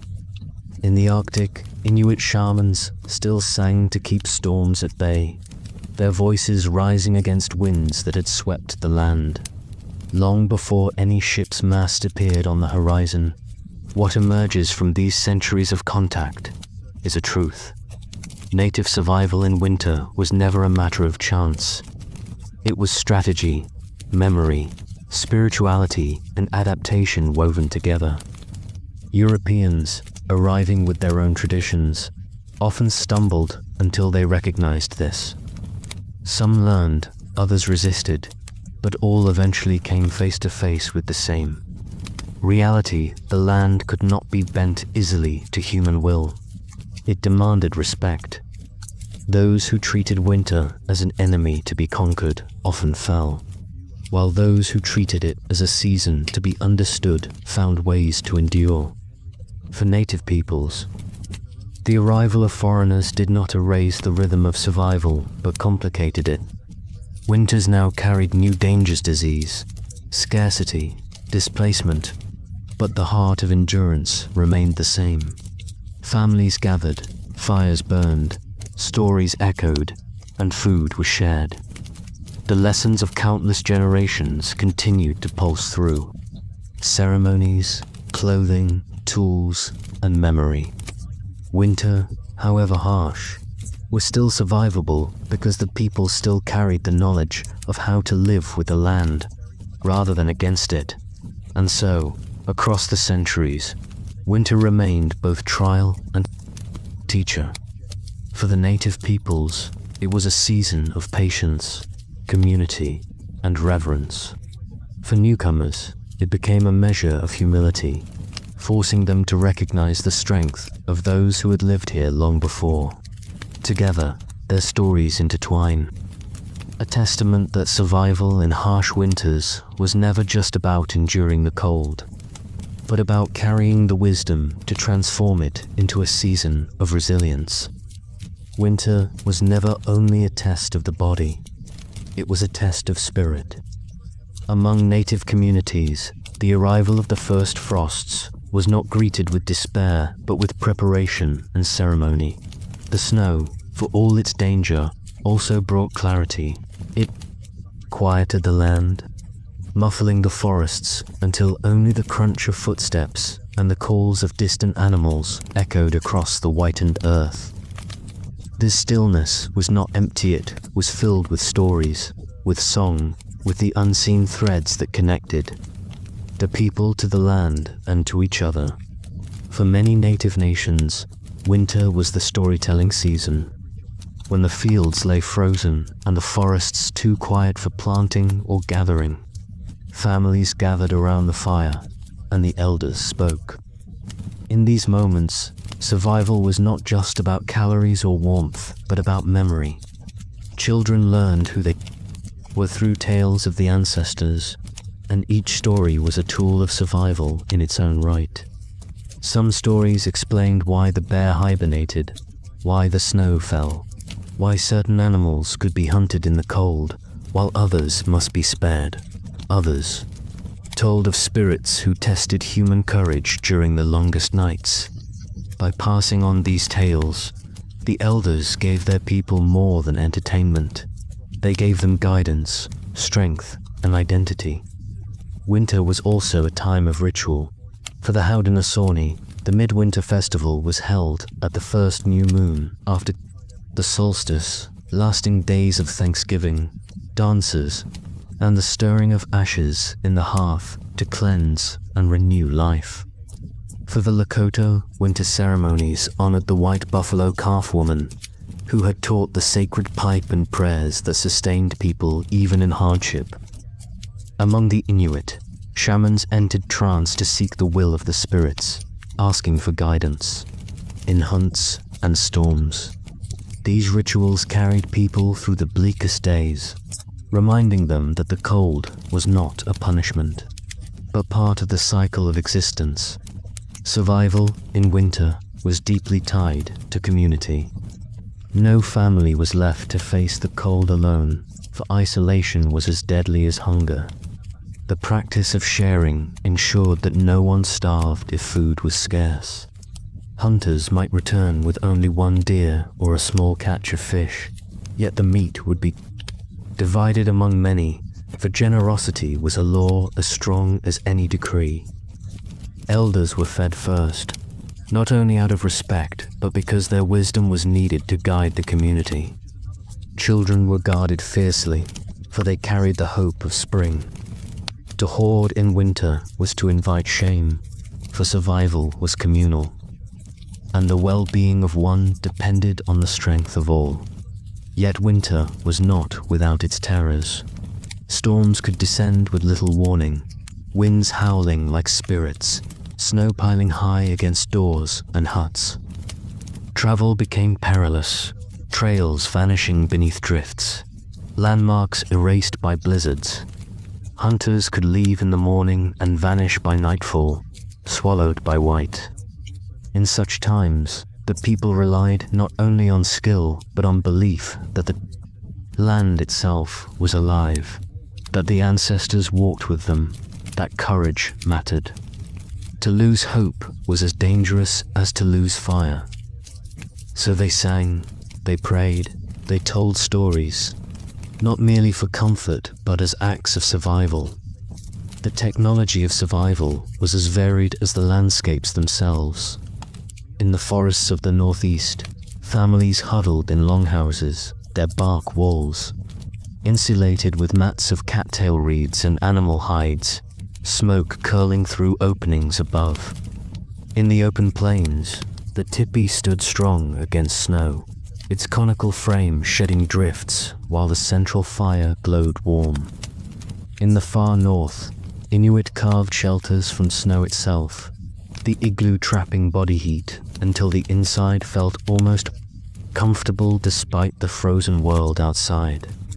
In the southwest, where winters were milder but nights bitter, pueblos of stone and adobe held warmth long after the fire died. Each structure was a dialogue with the land, shaped not by conquest, but by listening. Clothing was another art of survival, while Europeans often wrapped themselves in stiff wool. Native garments were supple, layered, and designed for both warmth and movement. Deer hides, tanned with brain oils, became soft and insulating. Buffalo robes provided thick protection against wind. Snowshoe hairs provided furs for mittens and hats, while the careful weaving of plant fibers made undergarments breathable and warm. Moccasins lined with fur allowed feet to flex while still retaining heat, and snowshoes strapped to the feet spread weight across drifts, turning impassable terrain into open paths. Each article was crafted with care, decorated not only with function in mind but with meaning. Beads, dyes, and quills told stories, even in the bleakest days. But survival was not measured only in material terms. The winters tested resolve, reminding communities that human life was bound to forces larger than itself. Food could be stored, clothes could be sewn, houses built, but sickness could still creep in. Storms could still wipe out plans, hunts could fail, and so resilience was born not of certainty, but of acceptance. Winters would come, and they would be endured, as they had been for centuries. Each year that passed, each season survived, added to the unbroken chain of endurance, the knowledge that no matter how harsh the cold, spring would return. The arrival of Europeans, with their guns and trade goods, altered these rhythms but did not erase them. Even as diseases tore through villages and lands were seized, the survival strategies that had carried native peoples for generations endured. Some of these strategies were quietly adopted by settlers who learned to wear moccasins, to use snowshoes, to eat corn and beans through the winter. Yet while settlers borrowed techniques, they often missed the deeper truth that survival was not only about tools, but about worldview. To live through winter was to accept dependence on community, on tradition, on the land itself. Settlers often tried to dominate, to bend the land to their will, and in doing so suffered more than they might have had they embraced humility. In native memory, winter was both a threat and a teacher. It taught patience, for nothing could be rushed when the world lay frozen. It taught resourcefulness, for everything had to be saved, preserved, and rationed. It taught gratitude, for each meal, each fire, each shared story was a gift. And perhaps most importantly, it taught resilience, the kind that could withstand not only the cold, but the upheavals that would follow the loss of land, the breaking of treaties, the arrival of an industrial world that sought to erase traditions. The knowledge of how to endure winter became a symbol of identity itself, proof that no matter how harsh the storm, the people would continue, and even today, echoes of that endurance remain. Powwows held in the heart of winter bring people together. In song and dance, elders still pass on stories of how their ancestors survived, how they tracked game in snow, how they built shelters and prepared food. Some communities continue to harvest wild rice, dry corn, and hunt game much as their forebears did, honoring the practices that sustained life when survival seemed impossible. Others weave the old wisdom into modern forms, teaching resilience. In schools, reclaiming stories once silenced, reviving ceremonies that mark the cycles of the year. The snow still falls, and the cold still returns, but so does the fire, the voice of the storyteller, the strength of the community. Winter remains, as it always has been, not simply a season of suffering, but a season of identity. It is the time when the knowledge of generations speaks most loudly, when the people remember not only how to endure, but why they endure. And in that remembrance lies the deepest form of survival and unbroken connection to ancestors, land, and the enduring spirit of life itself. Winter was more than just the season of hunger and hardship, was the time when the invisible threads of culture and spirit revealed themselves most clearly. The falling snow and the long nights drew people inward, not just into their shelters, but into the heart of their traditions. For native peoples, survival during the harshest months was not measured only by the food stored or the warmth of their homes. It was measured by their ability to hold onto identity when nature stripped away every comfort. Winter was a mirror, reflecting both fragility and strength, and it was in this mirror that generations learned who they were. Each snowstorm reminded the people that they belonged to the land, not the other way around. The buffalo herds that once roamed the plains, the salmon that returned at Priver in summer, the corn harvested from fields all, these were gifts from the earth. Winter, by contrast, was a season of scarcity, a season when the gifts seemed fewer, yet it was no less sacred. It taught that abundance could never be taken for granted, and that gratitude had to be carried even into the hardest times. Around the fire, stories told by elders reinforced this lesson. A hunter might recall how once he had gone into the woods with nothing but a bow and returned only after days of hunger, guided home by a vision of an ancestor.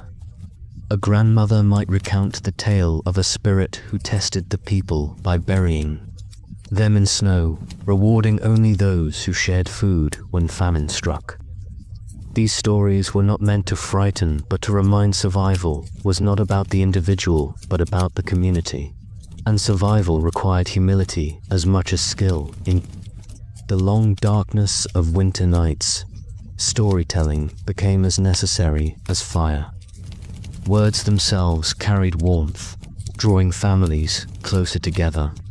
The flicker of flames would dance across faces, shadows leaping on the walls of lodges or longhouses, and the storyteller's voice would rise and fall like wind through the trees.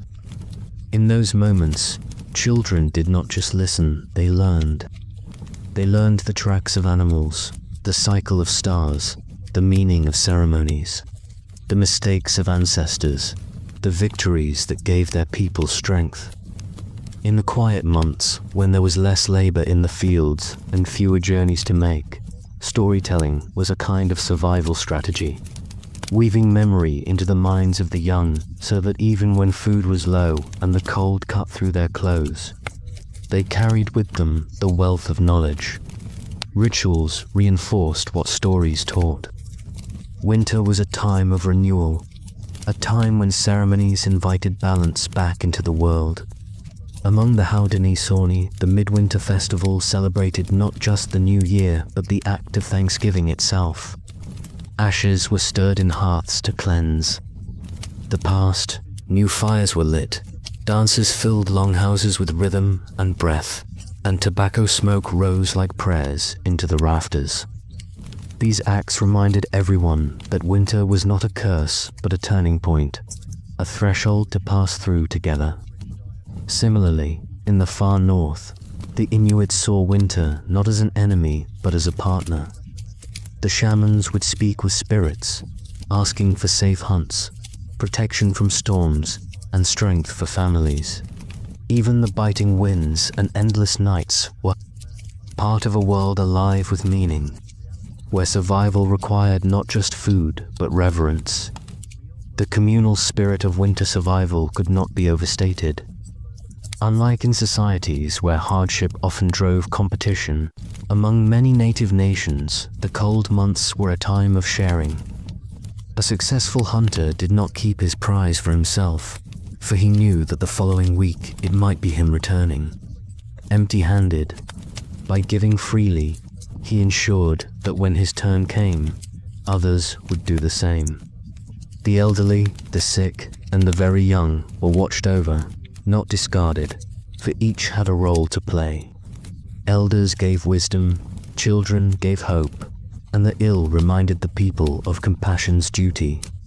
This cycle of giving became the fabric that held communities together, stronger than any hide or stone wall. But despite all preparation, the winters were still perilous. Sometimes caches of food ran out early, or storms kept hunters from leaving. Sometimes a lodge collapsed under the weight of snow, or an illness swept through when bodies were weakened. These moments tested the people most fiercely, yet they were also when resilience shone brightest. Songs were sung to keep spirits alive when bellies were empty. Herbal medicines were brewed when supplies ran thin. Families doubled up in the same shelter, breathing together, feeding one another not only with food, but with presence. The very act of enduring together became its own kind of nourishment. Even the clothing people wore carried stories of survival. Buffalo hides wrapped around shoulders were more than warmth. They were reminders of hunts that required courage and cooperation. Snowshoes strapped 2 feet were not just tools, but symbols of ingenuity, turning the weight of the human body into something light enough to cross deep drifts. Beaded designs sewn into moccasins or robes told of clans, ancestors, or protective spirits. In this way, every garment was layered with meaning as well as function, a living expression of identity, even when the cold stripped the land bare. The connection to animals was especially important during winter. Hunters spoke of the ways deer moved differently in snow, how rabbits changed their coats, how birds migrated or stayed. Each creature offered lessons. The bear showed the value of conserving energy by retreating into hibernation. The wolf demonstrated the power of working in a pack to bring down prey too strong for one.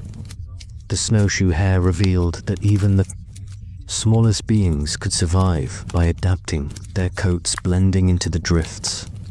People did not see themselves as separate from these creatures, but as kin, learning side by side how to endure the same hardships. When Europeans arrived, many of these survival practices became both points of exchange and points of tension. Settlers learned from native peoples how to move through snow, how to dress in hides, how to fish through ice, how to preserve corn or meat to last until spring. Yet at the same time, settlers often dismissed the deeper worldview that guided these practices.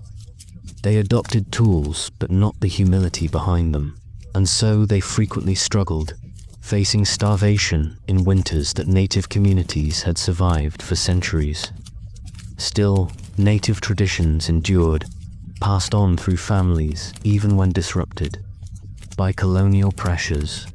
The knowledge of winter survival remained a quiet act of resistance, a refusal to let centuries of wisdom be erased.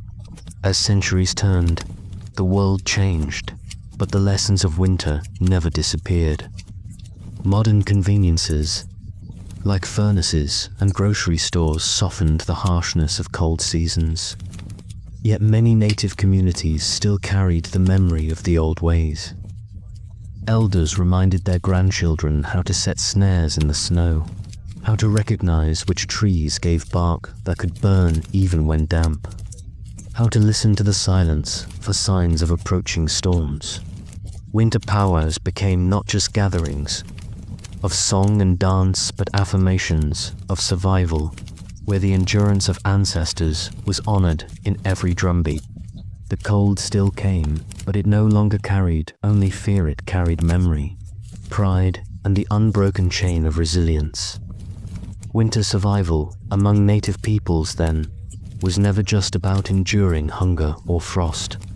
It was about weaving together the physical and the spiritual, the individual and the communal, the human and the animal, the present and the ancestral. It was about learning to find warmth, not only in fire, but in song, not only in food, but in generosity, not only in shelter, but in story. In a world where the snow could bury paths and silence fields, survival meant creating pathways of memory, carving out spaces of identity that no storm could erase. And perhaps that is why, even now, the lessons remain powerful. In every act of resilience, whether it is a modern native youth listening to an elder's winter story, or a family gathering to share food in hard times, the same spirit that endured countless winters lives on. It whispers through the snow that survival is never simply about outlasting the cold. It is about living with it, embracing its challenges, and emerging not just alive, but stronger, wiser, and more deeply connected to the cycles of the earth. Winter pressed its weight upon the people like a hand from the sky, but it was also a teacher, patient and unrelenting. To live through it was not simply to scrape by with hunger gnawing at the ribs, or to count the days until the sun returned. It was to enter into a kind of dialogue with the land. Every breath that clouded the air, every crunch of snow beneath a foot, every gust of wind cutting through the branches reminded them that they were part of a living system much older and stronger than themselves. And in that system, survival was not a matter of conquering the cold, but of learning how to bend with it, how to respect it, and how to adapt in ways that allowed both body and spirit to endure.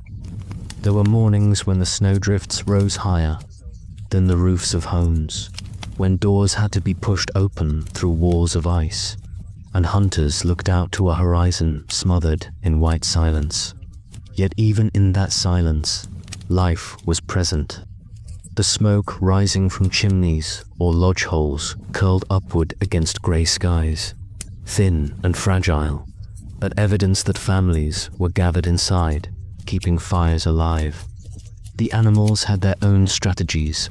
The fox curled into a hollow, its tail wrapped over its nose. The deer poured beneath snow for any trace of grass. The owls moved silently through the trees, listening for mice tunneling under the crust of snow. To the people, these sights were not mere observations of nature, but lessons. written in the land itself. The fox taught patience, the deer taught persistence, the owl taught vigilance. Inside the shelters, families learned patience of their own. Food had to be rationed carefully. A pot of soup was stretched with every possible addition: bits of dried corn, herbs saved from summer, bone marrow boiled until it released its strength into the broth. Children were taught to eat slowly, to savor each mouthful, to understand that waste was a kind of disrespect. The very act of eating became ceremonial in its own way, an acknowledgement that every bite was precious and that every resource had a story. That corn kernel in the pot had once been planted by hands in warm soil, tended under summer sun, harvested in autumn's crisp light, dried carefully, and stored away against this very moment. To waste it was to dishonor not just the food itself, but the chain of labor and care that had brought it to the bowl. The cold also demanded ingenuity in ways that might seem small, but were, in truth, essential. Snowshoes fashioned from bent wood and sinew allowed a hunter to glide across drifts where his prey might sink. Sleds, sometimes pulled by dogs, carried loads too heavy for human arms alone. Fishhooks, carved from bone or antler, gleamed in icy waterholes, proof that survival was not only about brute force, but about creativity. When storms forced people to remain indoors for days at a time, they turned to crafts mending clothing, weaving, carving tools. These acts kept hands busy, but they also strengthened the bonds of family and culture. A child might sit beside her grandmother as she stitched, learning not only how to pass a needle through hide, but also the stories behind the designs embroidered into the fabric. Symbols carried power, triangles, lines, and curves that told of animals, spirits, or ancestors. Thus, every garment became both shield against the cold and canvas of memory. The winter sky carried its own messages as well. Stars burned brightly against the dark canopy, unclouded by the haze of summer. For many peoples, these constellations guided time itself. The Lakota looked to the sacred hoop of stars. The Pawnee traced patterns that told them when to hunt. The Anishinaabe saw stories written in the heavens. Winter was a season of night, and in that night the stars became companions. Children lay on furs, listening to their elders map the sky with words, pointing out figures of heroes and animals, weaving myths that turned the vast silence above into something intimate and known. The heavens were not cold in these stories. They were alive, filled with kin who watched over the people.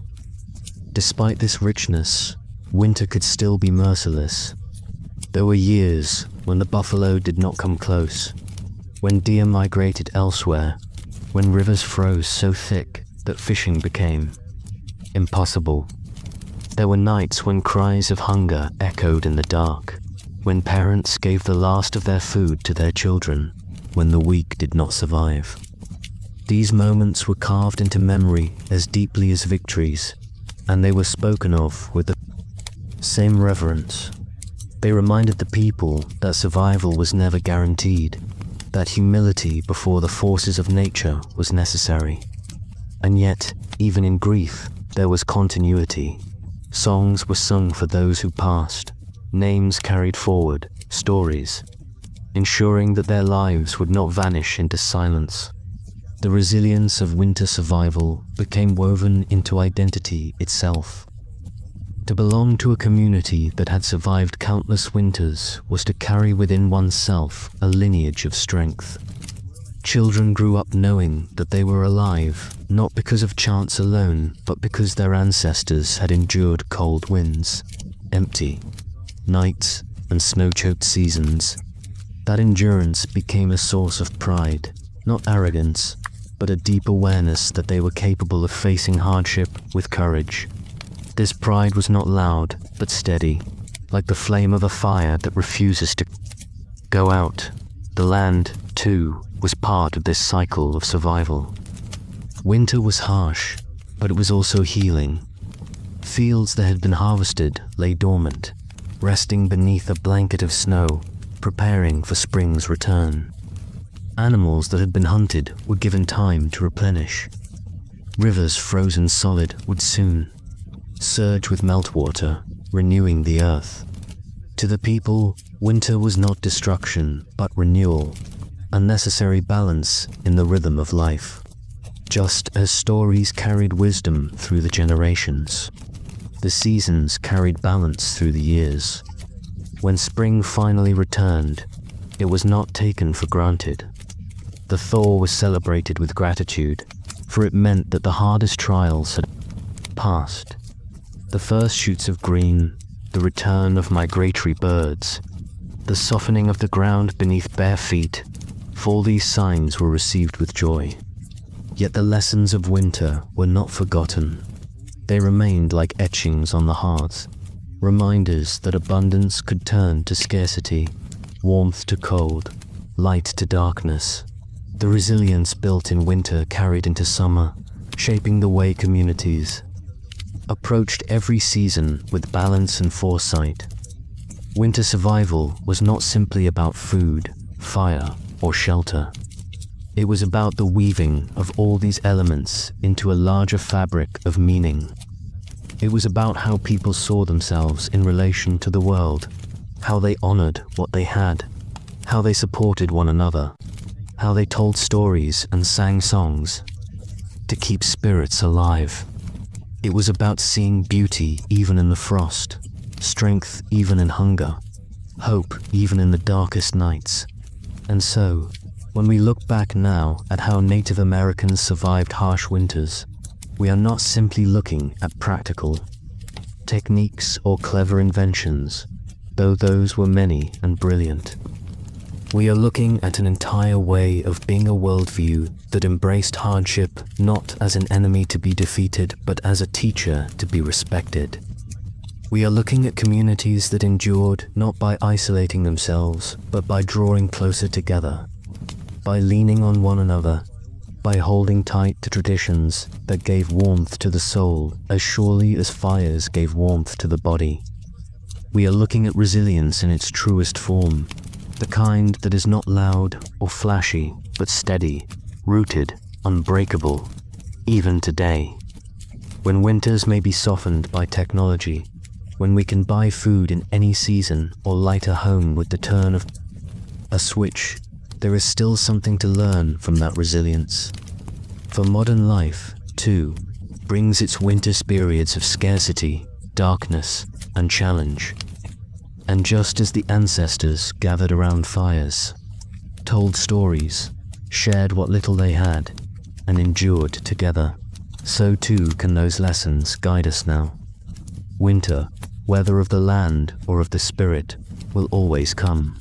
But with patience, community, creativity, and reverence, it can always be survived. The cold did not simply press down from the sky. It seeped into every aspect of life, shaping thought, shaping rhythm, shaping the very sense of time itself. Winter was never just a season that happened to the people, was an environment they entered into, almost as if stepping through a threshold into a world of testing and trial. To survive within it meant not only preparing tools and food, but also preparing the spirit.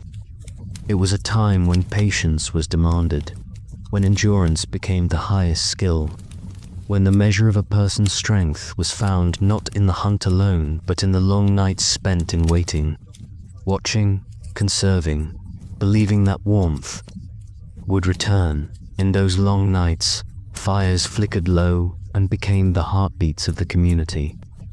They were more than just flames, they were guardians. Around them, people told the stories that tied generations together. A child would hear of the great animals who had once walked the earth, of trickster spirits who tested humanity with clever riddles, of ancestors who had endured winters so fierce that rivers froze solid to their depths, yet had found ways to endure. The cold outside was relentless, but the warmth of words carried a heat that could not be extinguished. In these stories, children learned what it meant to be part of a chain unbroken by time, and they absorbed, without realizing it, the values of perseverance, respect for the land, and the importance of unity. The elders, who had seen more winters than most, became guides in this time of difficulty. They were the memory keepers, able to recall what had worked in a season 20 or 30 years before, when storms had been harsher or animals scarcer. Their wisdom was practical reminders to ration food carefully, to rotate the woodpile so that damp logs had time to dry, to conserve strength rather than spend it recklessly. But their wisdom was also spiritual. They reminded the people that the cold was not an enemy to curse, but a presence to endure, part of the world's balance. It had its place, as much as the warm rains of spring or the long days of summer. To fight against it in anger was to waste energy. To learn how to flow with it, to adjust and adapt, was the path to survival. Children grew restless, as children always do. The snow outside might trap them indoors, yet within those confined spaces, games still flourished. Stones and carved pieces of wood became playthings. Guessing games, chants, and riddles filled the air. Parents, even when exhausted from the weight of scarcity, found joy in the laughter of their little ones. For that laughter itself was a reminder that life went on, that even in difficulty there was reason for gladness. And when the doors were opened, when the storm had passed and the air lay still, children tumbled out into the snow, shrieking as they rolled and chased, their cheeks flushed with cold, their joy rising into the sky like smoke. But winter was not always so forgiving.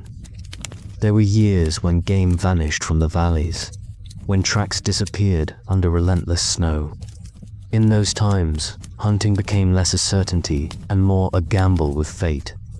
Men set out on long journeys with little more than the hope of returning with meat. They traveled with the knowledge that if they failed, hunger would tighten its grip on their families. And yet, again and again, they set forth, because to stop was to surrender.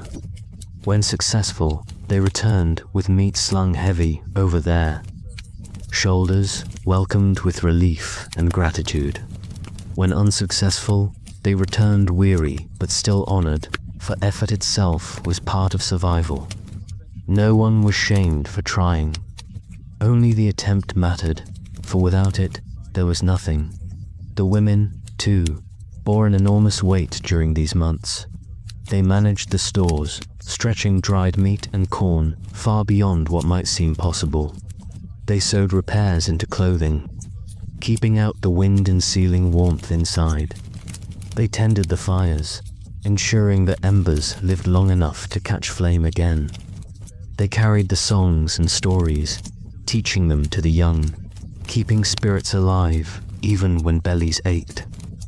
In many ways, the endurance of a community through winter was not only on the shoulders of hunters who brought food, but also in the care and resilience of those who transformed that food into nourishment, who transformed cold nights into places of warmth, who kept culture and spirit burning alongside the fire.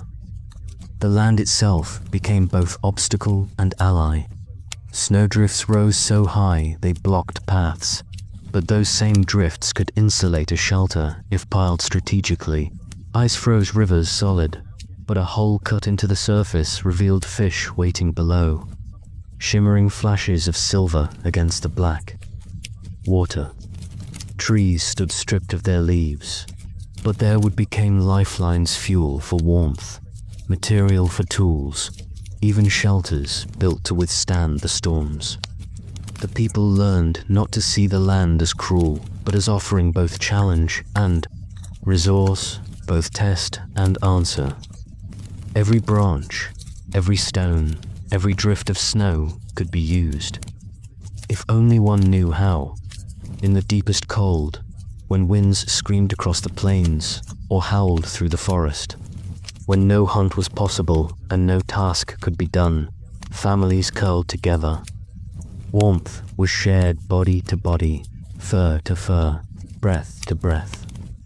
In that closeness, there was comfort that went beyond heat. It was the comfort of belonging, of being known and connected, of enduring together. Survival was not solitary. A single person against the cold was vulnerable, but a family, a clan, a community had strength woven from many lives. The bonds of kinship were not abstract, they were warmth itself. They were life itself. And as the days lengthened slowly, almost imperceptibly, a shift began. The sun lingered just a moment longer.